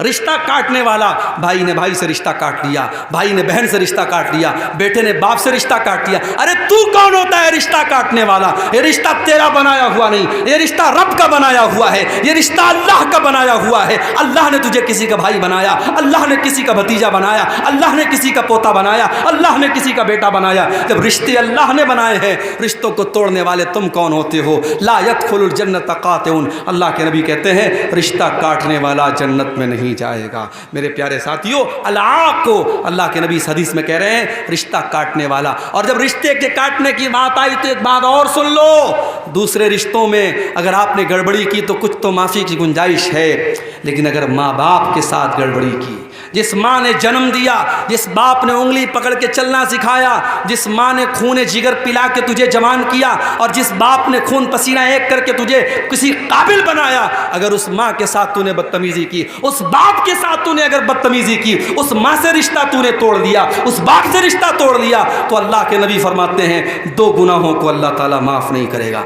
2 گناہوں کی سزا اللہ تعالیٰ دنیا ہی میں دے دیتا ہے. البغی و عقوق الوالدین, ایک ظلم و ستم کرنے کی سزا اور دوسرے والدین کو تکلیف دینے کی سزا. یہ 2 گناہوں کی سزا اللہ تعالیٰ دنیا ہی میں دے دیتا ہے. میرے پیارے ساتھیوں, تو اس حدیث میں دوسرا گناہ یہ ہے العاق کو, رشتہ کاٹنے والا بھی جنت میں نہیں جائے گا. اور تیسرا کون ہوگا؟ وہ مدمن الخمری, شراب کا عادی, شراب کی لت جس کو لگ گئی. شراب کبھی پی لیا توبہ کر لیا الگ بات ہے, جس کو شراب کی لت لگ گئی اب شراب کے بغیر رہتا نہیں ہے, اب یہ بہت خطرناک آدمی ہو گیا. اس کو شراب کے بغیر چین نہیں ہے, شراب کا ایڈکٹ ہو گیا, شراب کی لت لگ گئی. ایسا آدمی جنت اس کے اوپر حرام ہے. آج بھی سماج میں ایسے لوگ ملتے ہیں جو شراب کے اس قدر عادی ہو جاتے ہیں کہ بغیر شراب پیے وہ گھر میں نہیں آتے ہیں, اور اچھے خاصے اچھے خاندان کے ہیں, نیک اور اچھے گھرانے کے ہیں, مگر شراب کی لت لگ گئی. اب گھر میں جب آتے ہیں شراب پی کے آتے ہیں, کبھی بیوی کو گالی دیتے, کبھی بچوں کو گالی دیتے ہیں. کتنے غریبوں کو میں دیکھتا ہوں شوہر اس طریقے سے شراب پی کے آتا ہے اور بیوی بیچاری دوسروں کے گھر میں جا کے جھاڑو پوچھا لگاتی ہے, برتن مانجتی ہے اور کام کرتی ہے, اور وہ بیوی جب پیسہ کما کے لاتی ہے شوہر اس پیسے سے جا کے پھر شراب پی لیتا ہے. ایسے شوہر بھی سماج کے اندر موجود ہیں, اور ایسے شوہروں کو بڑا یاد رہتا ہے کہ صاحب میری بیوی میری خدمت کیوں نہیں کرتی, میری بیوی میری بات کیوں نہیں مانتی. ارے تو اپنی بیوی کا کتنا حق ادا کر رہا ہے؟ اسلام میں 1 وے ٹریفک نہیں ہے میرے بھائی. اگر شوہر کا حق بیوی کے اوپر ہے تو بیوی کا حق بھی شوہر کے اوپر ہے. جو اپنی بیوی کی کمائی کھاتا ہے وہ حرام خور سن لے, وہ بغیرت سن لے, تیری بیوی کا کام کمانا نہیں تھا, تیری بیوی دوسروں کے گھر میں جا کے برتن مانج رہی ہے اور تو بیٹھ کے شراب پی رہا ہے, تو بہت بڑا بغیرت ہے. اور سن لو, کان کھول کے سن لو, بغیرت بھی جنت میں نہیں جائے گا, بغیرت بھی جنت میں نہیں جائے گا. اللہ کے نبی نے فرمایا الدیوس الذی یقر فی اہلہ الخبث, وہ بغیرت انسان جس کے گھر میں بے حیائی ہو رہی ہو, بے شرمی ہو رہی ہو, اور اس کو کوئی فرق نہ پڑ رہا ہو, اس بغیرت کا انجام بھی یہی ہونے والا ہے کہ وہ جہنم کی آگ میں چلے گا. اور آگے بڑھیے, جہنم میں لے کر کے جانے والا ایک اور عمل ہے زبان کا غلط استعمال. زبان کا غلط استعمال کرنے والا بھی جہنم کی آگ میں جلے گا. اللہ کے نبی سے پوچھا گیا کہ سب سے زیادہ جہنم میں لے کر کے جانے والی کون سی چیز ہے؟ آپ نے فرمایا الفم والفرج, زبان اور شرمگاہ, یہ 2 چیزیں سب سے زیادہ جہنم میں لے کر کے جانے والی ہیں. زبان سے انسان جھوٹ بولتا ہے, زبان سے انسان غیبت کرتا ہے, زبان سے چغلی کرتا ہے, زبان سے دوسروں کی عزت اچھالتا ہے. زبان اور شرمگاہ کا غلط استعمال کرنے والے سب سے زیادہ جہنم میں جائیں گے. اسی لیے اللہ کے نبی فرماتے ہیں لا يدخل الجنت نمام, چغل خور انسان جنت میں نہیں جائے گا, چغل خوری کرنے والا جنت میں نہیں جائے گا, یعنی جہنم میں جائے گا. اور یہاں ایک بات اور بتا دوں, چغل خور کس کو کہتے ہیں بھائی؟ چغل خور اس کو کہتے ہیں جو ادھر کی بات ادھر کرے, اب ادھر کی بات ادھر کر رہا ہے تو ضروری نہیں کہ سب بات غلط کر رہا ہے، صحیح بھی کر رہا ہے، مگر صحیح بات بھی اگر ادھر کی ادھر کر کے لڑا رہا ہے تو وہ چغل خور ہے۔ اور اگر دو بھائیوں میں صلح کرانے کے لیے کوئی انسان آگے بڑھتا ہے اور جھوٹ بھی بول دیتا ہے لیکن دو بھائیوں کو ملا دیتا ہے، اللہ کے نبی فرماتے ہیں لیس الکذاب الذی یصلح بین الناس، دو بچھڑے ہوئے لوگوں کو ملانے کے لیے اگر کوئی جھوٹ بھی بول دیتا ہے تو ایسا جھوٹ اللہ کیا معاف ہے۔ پتہ یہ چلا کہ اگر ہمارے سچ بولنے سے دو بھائی لڑنے لگتے ہیں تو وہ سچ بولنا حرام ہے، اور اگر ہمارے جھوٹ بولنے سے دو بچھڑے ہوئے مل جاتے ہیں وہ جھوٹ بولنا جائز ہے۔ میرے بھائیوں، اسلام میں صلح صفائی کی بڑی اہمیت ہے۔ میں جانتا ہوں آپ کے گاؤں میں بھی کچھ ایسے ضرور معاملات ہوں گے، ہر گاؤں میں رہتے ہیں کہ کبھی کہیں بھائی بھائی میں مسئلہ چل رہا ہے، کہیں جو ہے باپ بیٹے میں مسئلہ چل رہا ہے، جہاں بھی من مٹاؤ ہے، دل میں میل کچیل ہے، صاف کر لو میرے بھائی، چغل خوری نہ کرو، غیبت نہ کرو، زبان کا غلط استعمال نہ کرو۔ اللہ کے نبی فرما رہے جہنم میں سب سے زیادہ لے کے جانے والی کوئی چیز ہے تو زبان اور شرمگاہ ہے۔ اور آگے بڑھیے، ایک اور چیز جہنم میں لے کر کے جانے والی ہے، اور وہ چیز ہے عورت کی بے حیائی۔ عورت جب بے حیا ہو جائے، جب اس کا کپڑا، اس کی ڈریس، اس کا لباس اس کے جسم کو نمایاں کرنے لگے، ظاہر کرنے لگے، جب وہ کپڑا پہن کر کے نکلے تو مقصد اپنے جسم کی اور اپنے حسن کی نمائش کرنا ہو، ایسی عورت بھی کان کھول کر کے سن لے۔ اللہ کے نبی فرماتے ہیں وَنِسَاءٌ كَاسِيَاتٌ عَارِيَاتٌ مُمِيلَاتٌ مَائِلَاتٌ، ایسی عورتیں جو کپڑا پہننے کے باوجود ننگی ہوں گی۔ قیامت کے پہلے ایسا دور آئے گا جب کپڑا پہن کر کے عورتیں ننگی ہوں گی، یعنی کپڑا اتنا ٹائٹ پہنیں گی، اتنا ٹرانسپیرنٹ پہنیں گی، اتنا پاردرشی پہنیں گی کہ اس کپڑے سے ان کا جسم جھلکے گا، ان کا شریر جھلکے گا۔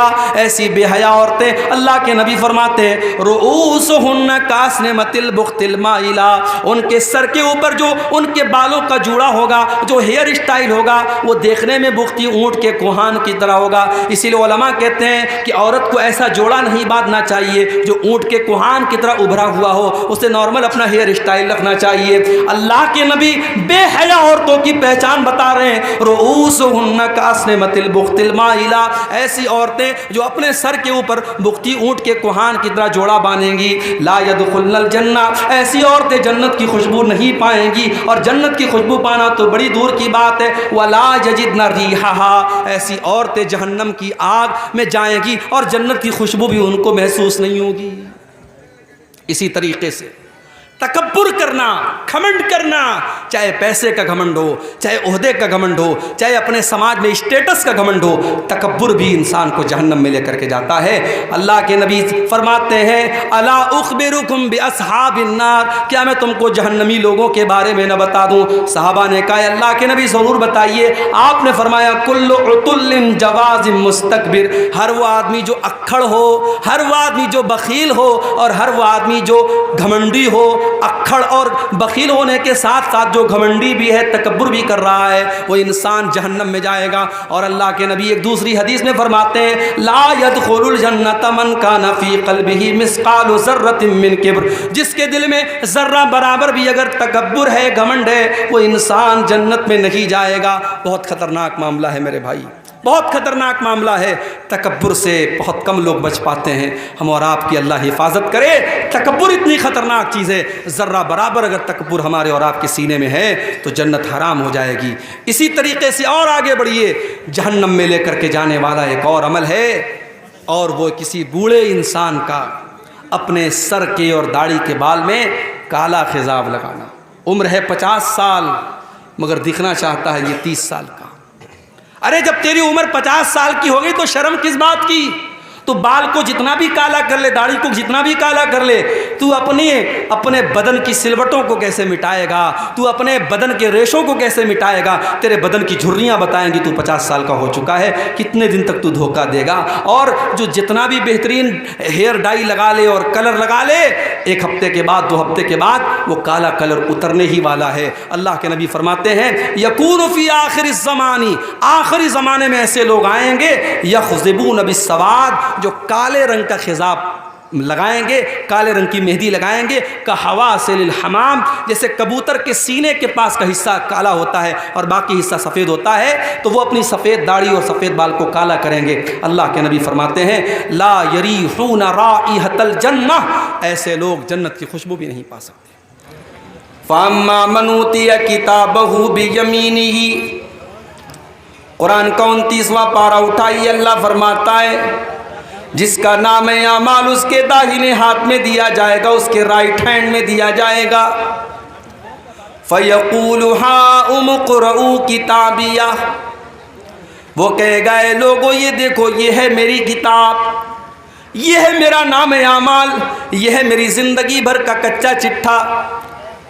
انی ظننت انی ملاق حسابیہ، جس کا نام اعمال اس کے داہنے ہاتھ میں ملے گا وہ خوش ہو کر کے کہے گا مجھے یقین تھا، مجھے پتا تھا میں اللہ کی بارگاہ میں ناکام نہیں ہوں گا، مجھے معلوم تھا میرا نام اعمال میرے داہنے ہاتھ میں ملے گا۔ جب دنیا کے لوگ اللہ کے احکام کی خلاف ورزی کیا کرتے تھے، میں اللہ کے احکام کے اوپر چلا کرتا تھا۔ فجر کی اذان ہوا کرتی تھی، الصلاۃ خیر من النوم کی آواز لاؤڈ اسپیکر سے آیا کرتی تھی، مؤذن چلا چلا کر کے کہتا تھا کہ اذان نماز نیند سے بہتر ہے، الصلاۃ خیر من النوم نماز نیند سے بہتر ہے۔ میرے دوسرے ساتھی رات رات بھر موبائل میں لگے رہتے تھے اور فجر کے ٹائم سوئے پڑے رہتے تھے۔ میں سردی میں، گرمی میں، بارش میں اٹھ کر کے فجر کی نماز جا کر کے ادا کیا کرتا تھا، کیونکہ میں نے اپنے نبی سے سنا تھا، میں نے اپنے نبی کی حدیث سنی تھی کہ دنیا کے اندر سب سے قیمتی چیز اگر کوئی ہے تو فجر کی 2 رکعت ہے۔ فجر کی 2 رکعتیں یہ دنیا کی تمام نعمتوں سے بہتر ہیں۔ میں اپنی نیند کو قربان کر کے فجر کی نماز پڑھا کرتا تھا۔ انی ظننت انی ملاق حسابیہ، مجھے یقین تھا میرا حساب مجھے مل کر کے رہے گا، اللہ تعالیٰ کی راہ میں برباد نہیں ہوں گا، مجھے پتا تھا۔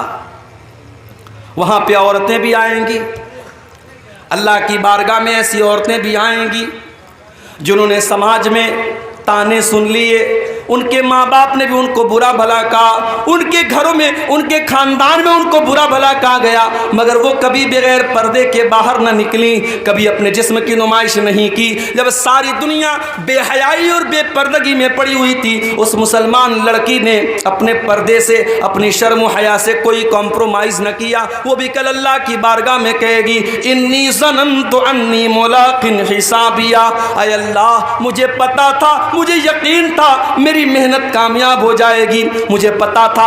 جب ساری میری بہنیں جب بے حیائی کیا کرتی تھیں، غیر محرم لڑکوں سے باتیں کیا کرتی تھی، اے اللہ میں نے اپنی جوانی کو بچا کر کے رکھا، میں نے اپنے کردار کو بچا کر کے رکھا، میں نے کوئی غلط کام نہ کیا، میں نے اپنے جسم کو کسی ناجائز طریقے سے استعمال نہ کیا۔ انی ظننت انی ملاق حسابیہ، مجھے پتا تھا میرا حساب مجھے مل کر کے رہے گا۔ فہو فی عیشۃ راضیہ، تو جس کا نام اعمال اس کے داہنے ہاتھ میں ملے گا، اللہ تبارک و تعالیٰ اس سے بہترین زندگی عطا فرمائے گا۔ فی جنت عالیہ، اسے اللہ تعالیٰ جنت میں اونچے اونچے مکانات دے گا۔ قطوفہا دانیہ، دنیا میں اس بیچارے کو کبھی پھل فروٹ ملے ہوں یا نہ ملے ہوں، جنت میں سارے پھل فروٹ اس کو بڑی آسانی کے ساتھ مل جائیں گے۔ جنت کے پیڑوں کے جو پھل ہوں گے اس کے لیے جھکے ہوئے ہوں گے، اسے کوئی پھل توڑنے کے لیے چڑھنا نہیں پڑے گا، اسے کسی پھل کو توڑنے کے لیے محنت نہیں کرنی پڑے گی۔ قطوفہا دانیہ، جنت کے پیڑ کے پھل اس کے لیے جھک جائیں گے۔ اللہ فرمائے گا کلوا واشربوا ہنیئا بما اسلفتم فی الایام الخالیہ، میرے بندو تم نے دنیا میں بڑی محنت کی ہے، تم نے اللہ کو راضی کرنے کے لیے بڑی قربانیاں دی ہیں، بڑے امتحان جھیلے ہیں، میرے بندو تمہارے کھانے اور پینے کے دن ہیں، آج تمہارے موج کرنے کے دن ہیں، آج تمہارے مزے لینے کے دن ہیں، تم خوب کھاؤ، خوب پیو، خوب اپنی لذتوں سے فائدہ اٹھاؤ۔ تو یہ انجام کس کا ہوگا؟ یہ داہنے ہاتھ میں جس کا نام اعمال ملے گا اس کا انجام، وہ کہاں جائے گا؟ جنت میں جائے گا۔ وَأَمَّا مَنْ أُوتِيَ كِتَابَهُ بِشِمَالِهِ، اور جس کا نام اعمال اس کے بائیں ہاتھ میں، اس کے لیفٹ ہینڈ میں دے دیا جائے گا. فیقول، وہ کیا کہے گا؟ یا لیتنی لم اوت کتابیا، اے کاش مجھے میری کتاب نہ دی گئی ہوتی، میرا نام اعمال مجھے نہ دیا گیا ہوتا. یا لیتہا کانت القاضیہ، اے کاش دنیا میں جو موت آئی تھی اسی موت پر میرا کام تمام ہو گیا ہوتا. آج کا یہ دن نہ دیکھنا پڑتا، یہ قیامت نہ ہوتی، یہ حساب و کتاب نہ ہوتا. کاش جب میں مر گیا تھا دنیا میں تبھی سارا کھیل ختم ہو گیا ہوتا، سارا کام ختم ہو گیا ہوتا. دنیا میں جب ہم جنت کی باتیں کرتے ہیں، جب ہم جہنم کی باتیں کرتے ہیں، تو ایک عام آدمی کیا کہتا ہے؟ ارے یار کس نے دیکھا ہے جنت، کس نے دیکھا ہے جہنم؟ مر گئے، کام ختم، 4 دن کی زندگی ہے، عیش کر لو، موج کر لو، مستی کر لو. دنیا میں ایک انسان کی سوچ یہ ہوتی ہے، ایک انسان کی مینٹیلٹی یہ ہوتی ہے. لیکن قیامت کے دن جب بائیں ہاتھ میں نام اعمال ملے گا تب سوچ بدل جائے گی. تب کیا کہے گا؟ یا لیتہا کانت القاضیہ، اے اللہ میں بہت بڑے دھوکے میں پڑا ہوا تھا. میں تو دنیا میں کہا کرتا تھا کہ جنت اور جہنم نام کی کوئی چیز نہیں ہے، قیامت نام کی کوئی چیز نہیں ہے. میں تو کہا کرتا تھا کہ مر گئے تو کام ختم ہو گیا. اے کاش میری وہ بات سچی ہوئی ہوتی، کاش دنیا میں جو موت آئی تھی اسی موت پر کھیل ختم ہو گیا ہوتا. ما اغنا عنی مالیا، میرا مال، میرا پیسہ، میری دولت میرے کوئی کام نہیں آیا. جو میں نے بیاج کے ذریعے پیسہ کمایا تھا، جو پڑوسیوں کا حق مارا تھا، جو بھائیوں کا حق مارا تھا، جو بہنوں کا حق مارا تھا، بڑی دولت میں نے اکٹھا کر لی تھی، بڑی پراپرٹی میں نے بنا لی تھی. ما اغنا عنی مالیا، میرا مال میرے کوئی کام نہیں آیا. حلق عنی سلطانیہ، میری سلطنت، میرا پاور، میرا اقتدار، میری حکومت سب ختم ہو گئی. آج میری لال بتی والی گاڑی، میرے آگے منسٹر اور میرے آگے ایم ایل اے، میرے آگے جو ایم پی لکھا جاتا تھا، آج میرا کوئی عہدہ قائم نہیں رہا. میری منسٹری ختم ہو گئی، میری بادشاہت ختم ہو گئی، آج مجھے کوئی پوچھنے والا نہیں ہے. پھر اللہ فرمائے گا خذوہ فغلوا ثم الجحیم صلوا ثم فی سلسلۃ ذرعها 70 ذراعا فصلوا. اللہ فرمائے گا فرشتوں سے پکڑ دو اس کو باندھ دو، اس کو 70 گز لمبی زنجیروں میں جکڑ دو. انہ کان لا یؤمن باللہ العظیم، یہ اللہ تبارک و تعالیٰ کے اوپر ایمان نہیں رکھتا تھا. ولا یحض علی طعام المسکین، یہ غریبوں کو کھانا کھلانے پر ابھارا نہیں کرتا تھا، یہ غریبوں کو کھانا نہیں کھلاتا تھا. فلیس لہ اليوم ہاہنا حمیم، آج اس کو کھولتا ہوا پانی دیا جائے گا، آج کوئی اس کا دوست اور مددگار نہیں ہے. میرے بھائیوں، دنیا میں ہم اور آپ جس کو بھی کامیابی سمجھتے ہیں، دنیا میں ہم کس کو کامیابی سمجھتے ہیں؟ دنیا میں ہماری نظر میں کامیابی یہی ہے کہ پورنیہ شہر کے اندر بہترین مکان مل جائے، کامیاب ہو گئے ہم. گورنمنٹ جاب مل جائے، کامیاب ہو گئے ہم. سماج میں عزت مل جائے، کامیاب ہو گئے ہم. کوئی کرسی مل جائے، کوئی پاور مل جائے، کامیاب ہو گئے ہم.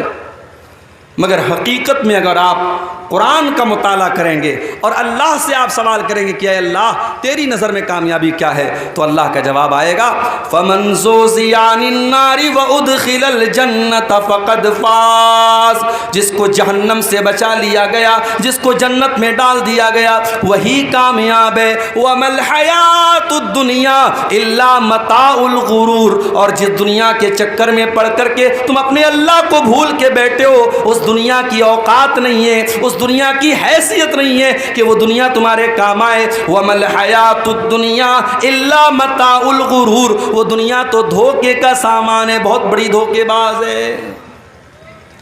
دنیا تو دھوکے باز ہے میرے بھائی. دنیا نے آج تک کسی کے ساتھ وفا نہیں کی، آپ کے ساتھ کیا کرے؟ دنیا میں دولت کمانے والا قارون گزرا تھا، بڑی دولت تھی اس کے پاس. کیا دولت اس کے کام آئی؟ نہیں، مر گیا، اللہ نے خزانے کے ساتھ زمین میں دھسا دیا. اگر حکومت اور پاور یہ انسان کے لیے کامیابی ہوتی تو فرعون بہت بڑا بادشاہ تھا، مگر فرعون پانی میں ڈوب کر کے مر گیا اور ساری حکومت اس کی دوسروں کے ہاتھ میں چلی گئی.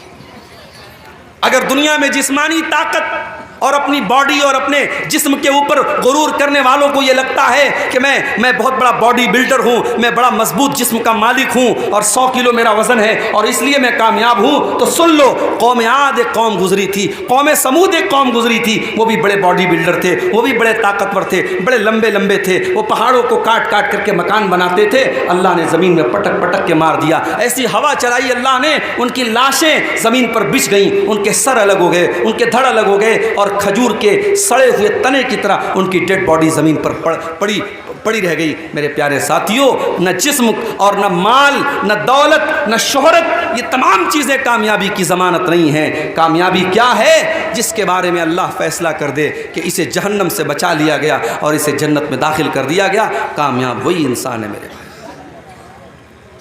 اچھا، یہ جو جہنم ہے، یہ جہنم کیسی ہوگی؟ اس جہنم کے اندر جہنمیوں کو کیا سزائیں دی جائیں گی؟ یہ پورا ایک ٹاپک ہے، پورا ایک عنوان ہے، اس پر ہم تھوڑی سی روشنی آج ڈالیں گے کہ جہنم کیا ہے۔ اللہ تبارک و تعالیٰ قرآن کریم کے 30ویں پارے میں فرماتا ہے، ان جہنم کانت مرصادا للطاغین مآبا لابثین فیہا احقابا۔ جہنم گھات لگا کر کے بیٹھی ہے، جہنم تمہارا انتظار کر رہی ہے، جہنم تمہاری پرتیکشا کر رہی ہے، جہنم اس انتظار میں ہے کہ جہنم اس کے اندر داخل ہو جائیں۔ لیکن کس کا انتظار کر رہی ہے؟ للطاغین مآبا، جہنم اللہ کے نافرمانوں کا، اللہ کے مجرموں کا، اللہ کے قانون کو توڑنے والوں کا، اللہ کو ناراض کرنے والوں کا انتظار کر رہی ہے۔ اور جہنم میں جو چلا گیا وہ یہ نہیں کہ بس گیا اور نکل جائے گا، نہیں، لابثین فیہا احقابا، بڑے لمبے ٹائم تک، بڑے لمبے پیریڈ تک جہنم میں رہے گا۔ اگر ایمان والا ہے، اگر مومن ہے، اپنے گناہوں کی سزا جھیلنے کے بعد نکلے گا، کب نکلے گا یہ اللہ ہی جانتا ہے، اور اگر کافر ہے، اگر مشرک ہے، اگر منافق ہے، وہ تو ہمیشہ ہمیشہ جہنم کے اندر رہے گا۔ لابثین فیہا احقابا، جہنمی جہنم کے اندر بہت لمبے پیریڈ تک رہیں گے۔ دنیا میں گرمی لگی، ہم نے پنکھا لگا لیا، اور دولت آ گئی، ہم نے کولر لگا لیا، اور پیسے آ گئے، ہم نے اے سی لگوا لیا، لائٹ ہمارے گاؤں میں کٹ گئی، ہم نے انورٹر لگا لیا، ہم نے جنریٹر لگا لیا۔ لیکن میرے پیارے ساتھیوں، جہنم میں آپ کو گرمی لگے گی، وہاں کوئی پنکھا نہ چلے گا، جہنم میں پیاس لگے گی، وہاں کوئی ٹھنڈا پانی نہ ملے گا۔ لا یذوقون فیہا بردا ولا سلا ولا شرابا، جہنم کے اندر نہ تو ان کو پانی دیا جائے گا، نہ ان کو ٹھنڈک دی جائے گی، جہنم میں صرف گرمی ہی گرمی ہوگی۔ اور کھانے کو کیا ملے گا؟ الا حمیما وغساقا، ان کو کھولتا ہوا گرم پانی اور پیپ اور مواد پلایا جائے گا۔ الا حمیما وغساقا جزاء وفاقا، یہ اللہ کے نافرمانوں کا پورا پورا بدلہ ہے جو جہنم میں دیا جائے گا۔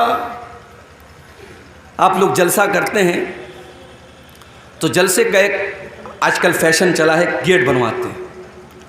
ابھی سیمانچل میں تو غنیمت ہے، مالدہ وغیرہ میں، بنگال میں، ہمارے بنگالی وقتہ لوگ جاتے رہتے ہیں، میں تو کم جاتا ہوں بنگال میں، وہاں دیکھتا ہوں بالکل روڈ پر ایک بہت بڑا گیٹ لگتا ہے، اور گیٹ پر اگر عبدالغفار صاحب کی تقریر ہے تو خوب بڑا سا فوٹو لگتا ہے۔ اچھا، مجھ سے لوگ فوٹو مانگتے ہیں جلسے والے کہ مولوی صاحب فوٹو دے دیجیے، ہم پوسٹر پہ ڈالیں گے، ہم گیٹ پر ڈالیں گے۔ میں منع کرتا ہوں، نہیں، فوٹو مت ڈالیے۔ لیکن آج کے دور میں کیا مشکل ہے، وہ یوٹیوب سے لے لیتے ہیں، وہ انٹرنیٹ سے لے لیتے ہیں، تو فوٹو ملنے میں تو کوئی مشکل کام نہیں ہے، تو بڑے بڑے گیٹ لگاتے ہیں۔ یہ گیٹ کیوں لگتا ہے بھائی؟ میاں بازار میں پروگرام ہے، باہر مین روڈ پر ہم نے گیٹ لگایا، اس بات کا سنکیت ہے، اس بات کی علامت ہے کہ ہاں یہاں پہ جلسہ ہو رہا ہے۔ جہنم کے اندر بھی گیٹ ہوگا۔ کتنا گیٹ ہوگا؟ آپ کے جلسے میں ایک گیٹ ہوتا ہے، دو گیٹ ہوتا ہے، ایک لیڈیز کا گیٹ ہوتا ہے، جہنم کے اندر 7 گیٹ ہوں گے۔ جنت کی خوشبو بھی نہیں پا سکتے۔ میرے پیارے ساتھیوں، ایک بوڑھا انسان سماج میں بوڑھا جب ہوتا ہے تو اللہ کے نبی نے اس بوڑھے کا احترام کرنے کا ہمیں حکم دیا ہے، مگر جب بوڑھا اپنے بڑھاپے اور اپنی بزرگی کا لحاظ نہ رکھے، اپنی سفید داڑھی کو کالا کرے یا داڑھی کو کلین شیپ کرا لے، اور اگر کوئی بوڑھا غلط کام کرے تو اللہ کے نبی نے اس کو اور خطرناک بتایا ہے۔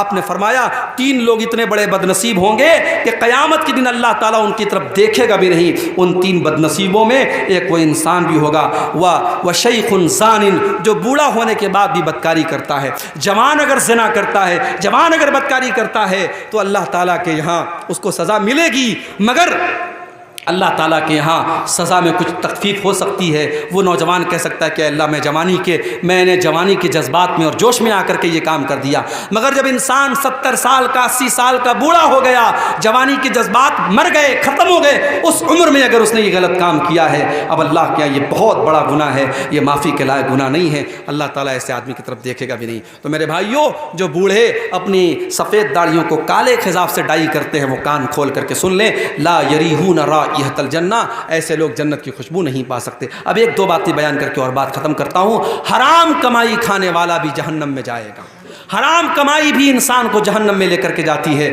اللہ کے پیارے نبی جناب محمد رسول اللہ صلی اللہ علیہ وسلم فرماتے ہیں کہ کل جسد نبت من سحت، ہر وہ بدن اور جسم جو حرام کمائی سے پلا بڑا ہو، فالنار اولا بہ، وہ جہنم کی آگ میں جائے گا۔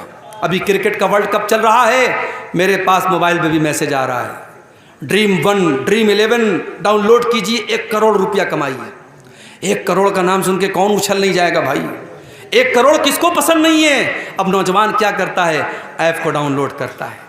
افغانستان اور پاکستان کا میچ چل رہا ہے، اب اس ایپ میں اس نے پیسہ لگا دیا 1 لاکھ روپیہ، اس کو لگ رہا تھا یار پاکستان جیت جائے گی، مضبوط ٹیم ہے، افغانستان بالکل کمزور ٹیم ہے، اس نے 1 لاکھ روپیہ لگا دیا، لیکن الٹ پھیر ہو گیا، افغانستان نے پاکستان کو ہرا دیا، اس کا 1 لاکھ ڈوب گیا، پھر اس کو اور 1 لاکھ لاس ہو گیا، مگر اب اس کو لگا کہ اب اگلا میچ ہوگا تو میں اور بڑا پیسہ لگاؤں گا، 2 لاکھ لگاؤں گا تاکہ وہ 1 لاکھ کور بھی ہو جائے اور 1 لاکھ اور مل جائے۔ اس طریقے سے آج آن لائن جوا کھیلا جا رہا ہے اور ہمارا نوجوان اس جوئے کا شکار ہو رہا ہے۔ یاد رکھو میرے بھائی، اگر تاش کے پتوں کے ذریعے جوا کھیلنا حرام ہے، اگر لاٹری حرام ہے، تو آن لائن بھی یہ جوا کے جتنے ایپ آ رہے ہیں یہ سب حرام ہے، اور یہ حرام کمائی اگر تم نے کما بھی لی اور گھر میں لے بھی آئے تو یاد رکھو اس کمائی کے ذریعے تم کبھی آباد نہیں ہو سکتے۔ اللہ کے نبی فرماتے ہیں کل جسد نبت من سحت، ہر وہ بدن جو حرام کمائی سے پرورش پاتا ہے، فالنار اولا بہ، وہ جہنم کی آگ میں جلایا جائے گا۔ اور یہاں پر مجھے وہ حدیث بھی یاد آتی ہے، جس حدیث میں اللہ کے نبی نے فرمایا کہ ایک آدمی لمبا سفر کر کے آتا ہے اور اللہ کی بارگاہ میں ہاتھ اٹھا کے ہاتھ پھیلا کے دعا کرتا ہے، یا ربی کہہ کے دعا کرتا ہے، اور اتنا لمبا سفر کر کے آیا ہے کہ بال میلے کچیلے ہو گئے ہیں، کپڑے میلے کچیلے ہو گئے ہیں، مگر اللہ کے نبی کہتے ہیں وہ جو کھانا کھا کے آیا ہے حرام کمائی کا ہے، جو پانی پی کے آیا ہے حرام کمائی کا ہے، جو کپڑا پہن کے آیا ہے حرام کمائی کا ہے۔ ایسا انسان جو حرام کھا کے، حرام پی کے اور حرام پہن کے آیا ہے، فَأَنَّا يُسْتَجَابُ لِذَلِكَ، تو اے میرے صحابہ بتاؤ ایسے انسان کی دعا کہاں سے قبول ہوگی؟ میرے پیارے ساتھیوں، آج ہم رو رو کے دعا کر رہے ہیں کہ اے اللہ فلسطینیوں کی مدد فرما، فلسطینیوں کی مدد فرما۔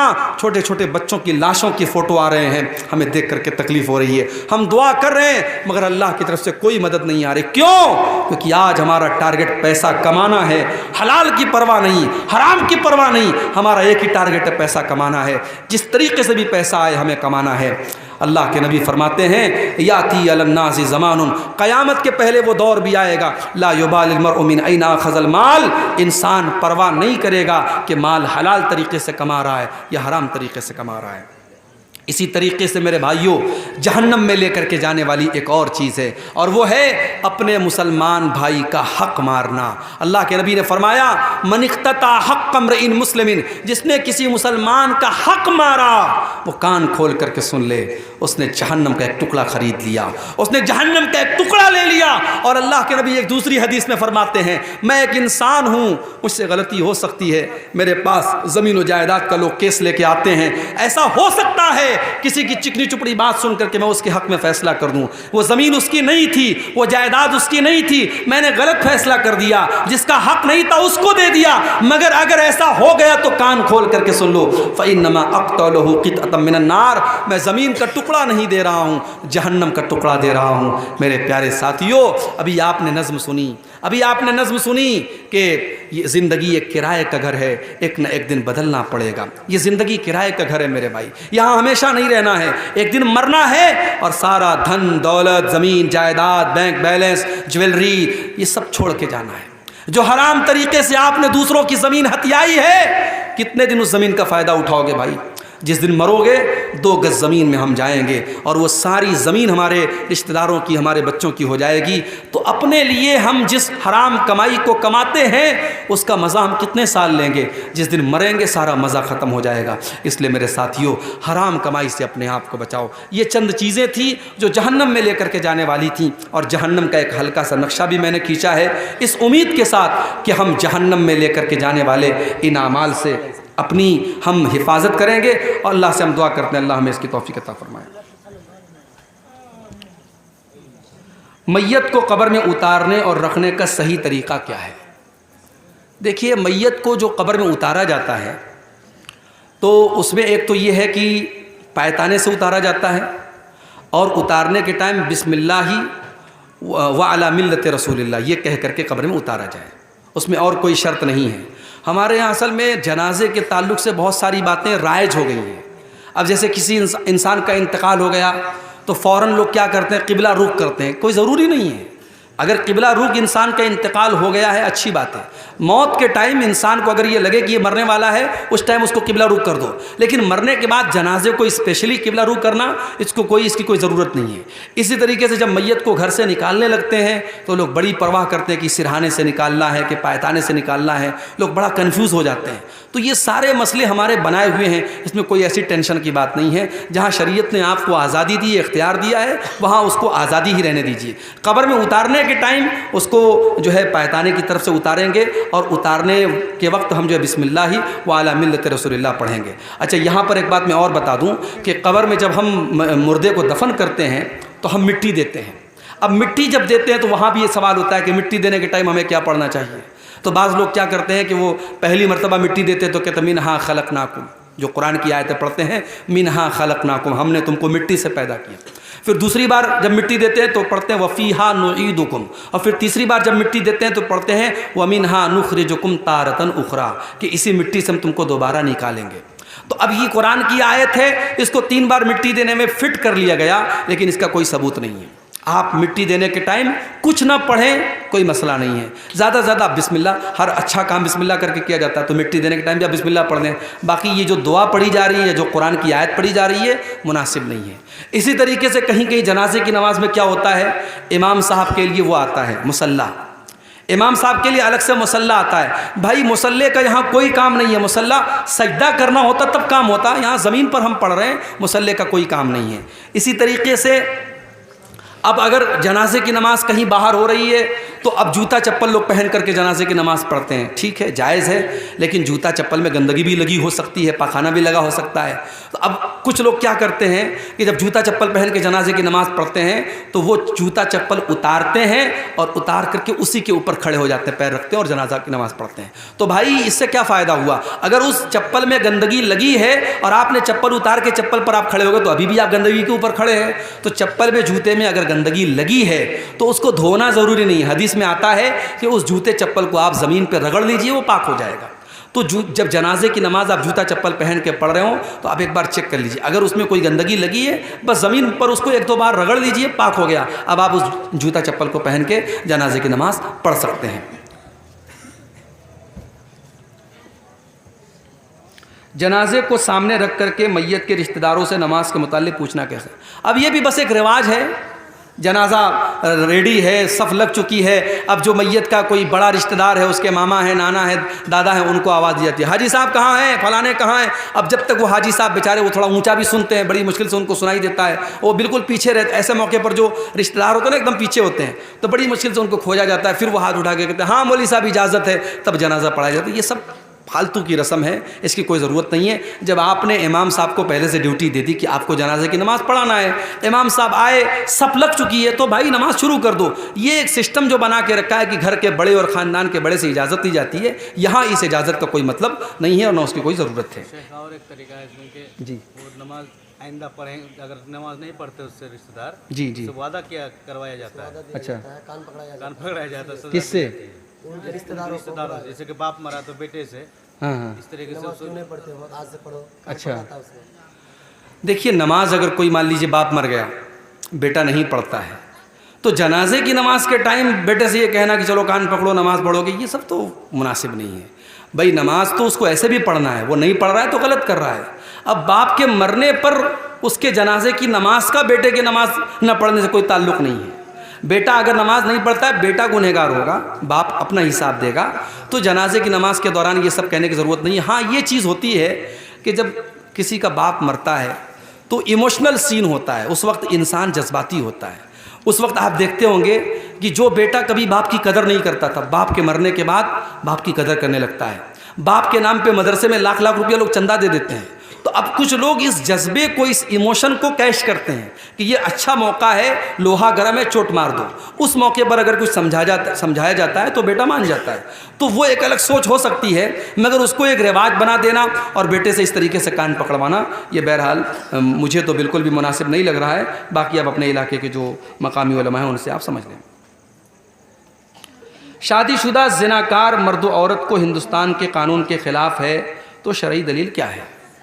देखिए, जाहिर है कि हम हिंदुस्तान में रहते हैं, यहाँ कोई शरई कानून तो लागू नहीं है। यहाँ इंडियन क्रिमिनल लॉ लागू है। यहाँ चोर चोरी करेगा तो उसका हाथ थोड़ी काटा जाएगा, कातिल को की गर्दन थोड़ी मारी जाएगी। तो यहाँ हम इंडियन क्रिमिनल लॉ के तहत ही ज़िंदगी गुजार रहे हैं, और चूँकि हम इस मुल्क में रहते हैं तो इस मुल्क के कानून के दायरे में ही हम रहेंगे। तो अगर कोई मान लीजिए ज़िनाकार है, लड़का लड़की ने ज़िना किया, तो हमारा इंडियन लॉ तो ये कहता है उसने कोई गलत काम किया ही नहीं। अगर आपस की सहमति से किया तो उसमें कुछ गलत नहीं है, उसको कानून के हिसाब से कोई सज़ा नहीं दी जाएगी। अब हम शरीयत की जो सज़ा है, शादीशुदा है तो सज़ाए मौत है, कुंवारा है तो 100 कोड़े की सज़ा है, वो सज़ा भी हम नहीं दे सकते। कानूनी एतबार से हम पकड़ लिए जाएंगे। तो फिर हम अपने तौर पर कोई एक सज़ा मुकर्रर कर दे जो हमारी पंचायत में आपस के मशवरे से तय हो।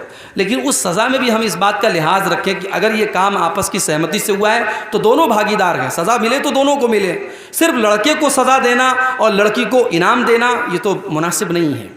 तो शरीयत की रोशनी में जो सज़ा है वो आप इस मुल्क में कानून के दायरे में रह करके तो नहीं दे सकते।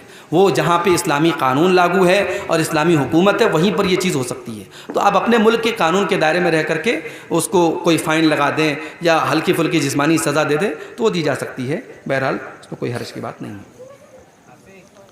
अल्लाह ताला ने मौत को सबसे पहले क्यों पैदा किया है, जैसा कि सूरह मुल्क के अंदर है, ज़रा वजाहत फरमाने की ज़हमत फरमाएं। देखिए, सूरह मुल्क में अल्लाह ने फरमाया कि अल्लज़ी खलक़ल मौता वल हयाता, अल्लाह ने मौत को पैदा किया और ज़िंदगी को पैदा किया। तो पहले अल्लाह ताला ने मौत का जिक्र किया, तो इससे उलमा ने यह दलील पकड़ी है कि मौत पहले पैदा की गई। अब इसकी हिकमत क्या है ये अल्लाह आलम, अल्लाह ज़्यादा बेहतर जानता है। बाज़ उलमा ने ये लिखा है इस आयत की तफसीर में कि इंसान जब तक पैदा नहीं हुआ है, भाई मैं 1986 में पैदा हुआ तो 1986 के पहले मेरा वजूद तो नहीं था दुनिया में, तो जब तक मैं नहीं था तब तक मैं एक तरीके से मौत ही के पीरियड में था।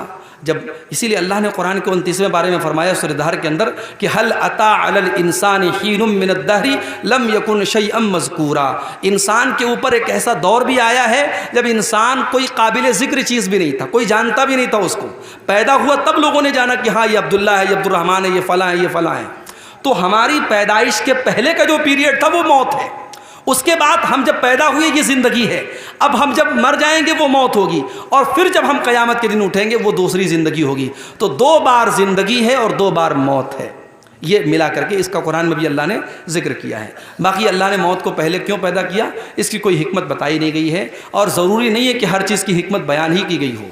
ला युसअलु अम्मा यफ़अल, अल्लाह जो करता है अल्लाह से पूछा नहीं जाता है। ठीक है, मैयत को जब कब्र में रखते हैं तो उसको सर को पूरा घुमा दिया जाता है, पश्चिम तरफ, हाँ पश्चिम तरफ उसको मोड़ दिया जाता है सर को। जब सर को पूरा घुमा दिया मतलब यानी कि जब उसको ऊपर छिटा देते हैं उसको सर को घुमा देते हैं, गर्दन को मोड़ देते हैं। उसमें मैंने एक मरतबा ये मसला आया था मेरे सामने, तो उसमें बहरहाल गुंजाइश मौजूद है سر کو گھمانے کی، سر کو یعنی داہنی طرف جو ہے کرنے کی گنجائش موجود ہے. اس پر ہم مزید تفصیل سے کسی اگلی تقریر میں اس کو دلائل، جو علماء نے جو دلائل دی ہیں، جو حدیثیں ہیں، اس کو سامنے رکھ کر کے ہم اس پر انشاءاللہ اس پر روشنی ڈالیں گے.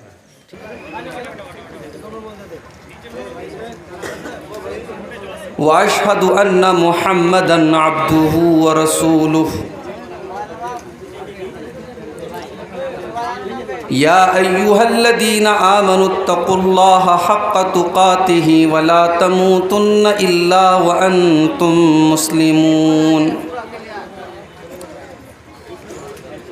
یا ایها الناس اتقوا ربکم الذی خلقکم من نفس واحدہ وخلق منها زوجها وبث منهما رجالا كثيرا ونساء واتقوا الله الذي تساءلون به والأرحام إن الله كان عليكم رقيبا. يا أيها الذين آمنوا اتقوا الله وقولوا قولا سديدا يصلح لكم أعمالكم ويغفر لكم ذنوبكم ومن يطع الله ورسوله فقد فاز فوزا عظيما. أما بعد فإن خير الحديث كتاب الله وخير الهدي هدي محمد صلى الله عليه وسلم وشر الأمور محدثاتها وكل محدثة بدعة وكل بدعة ضلالة وكل ضلالة في النار. أعوذ بالله من الشيطان الرجيم. بسم الله الرحمن الرحيم. ان جہنم كانت مرصادا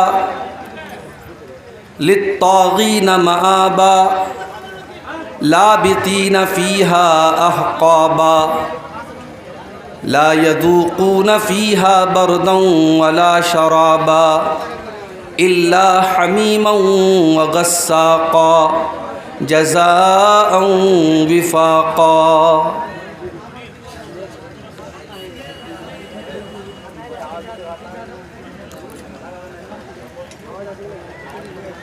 زندگی ایک کرائے کا گھر ہے، ایک نہ ایک دن بدلنا پڑے گا. زندگی ایک کرائے کا گھر ہے، ایک نہ ایک دن بدلنا پڑے گا. موت جب تجھ کو آواز دے گی، موت جب تجھ کو آواز دے گی، گھر سے باہر نکلنا پڑے گا. روٹھ جائیں گی جب تجھ سے خوشیاں، غم کے سانچے میں ڈھلنا پڑے گا. وقت ایسا بھی آئے گا ناداں، تجھ کو کانٹوں پہ چلنا پڑے گا. اتنا معذور ہو جائے گا تو، اتنا مجبور ہو جائے گا تو، یہ جو مخمل کا چولا ہے تیرا، یہ کفن میں بدلنا پڑے گا. کر لے ایمان سے دل کی صفائی، چھوڑ دے تو برائی. وقت باقی ہے عاصی سنبھل جا، ورنہ دوزخ میں جلنا پڑے گا. ایسی ہو جائے گی تیری حالت، کام آئے گی دولت نہ طاقت. ایسی ہو جائے گی تیری حالت، کام آئے گی دولت نہ طاقت.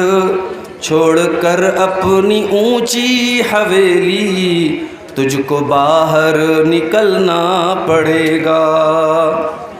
جلوے حسن بھی جا بجا ہے اور خطرات بھی ہیں زیادہ، زندگانی کا یہ راستہ ہے، ہر قدم پہ سنبھلنا پڑے گا۔ باپ بیٹے یا بھائی بھتیجے تیرے ساتھی ہیں جیتے یہ جی کے، اپنے آنگن سے اٹھنا پڑے گا، اپنی چوکھٹ سے ٹلنا پڑے گا۔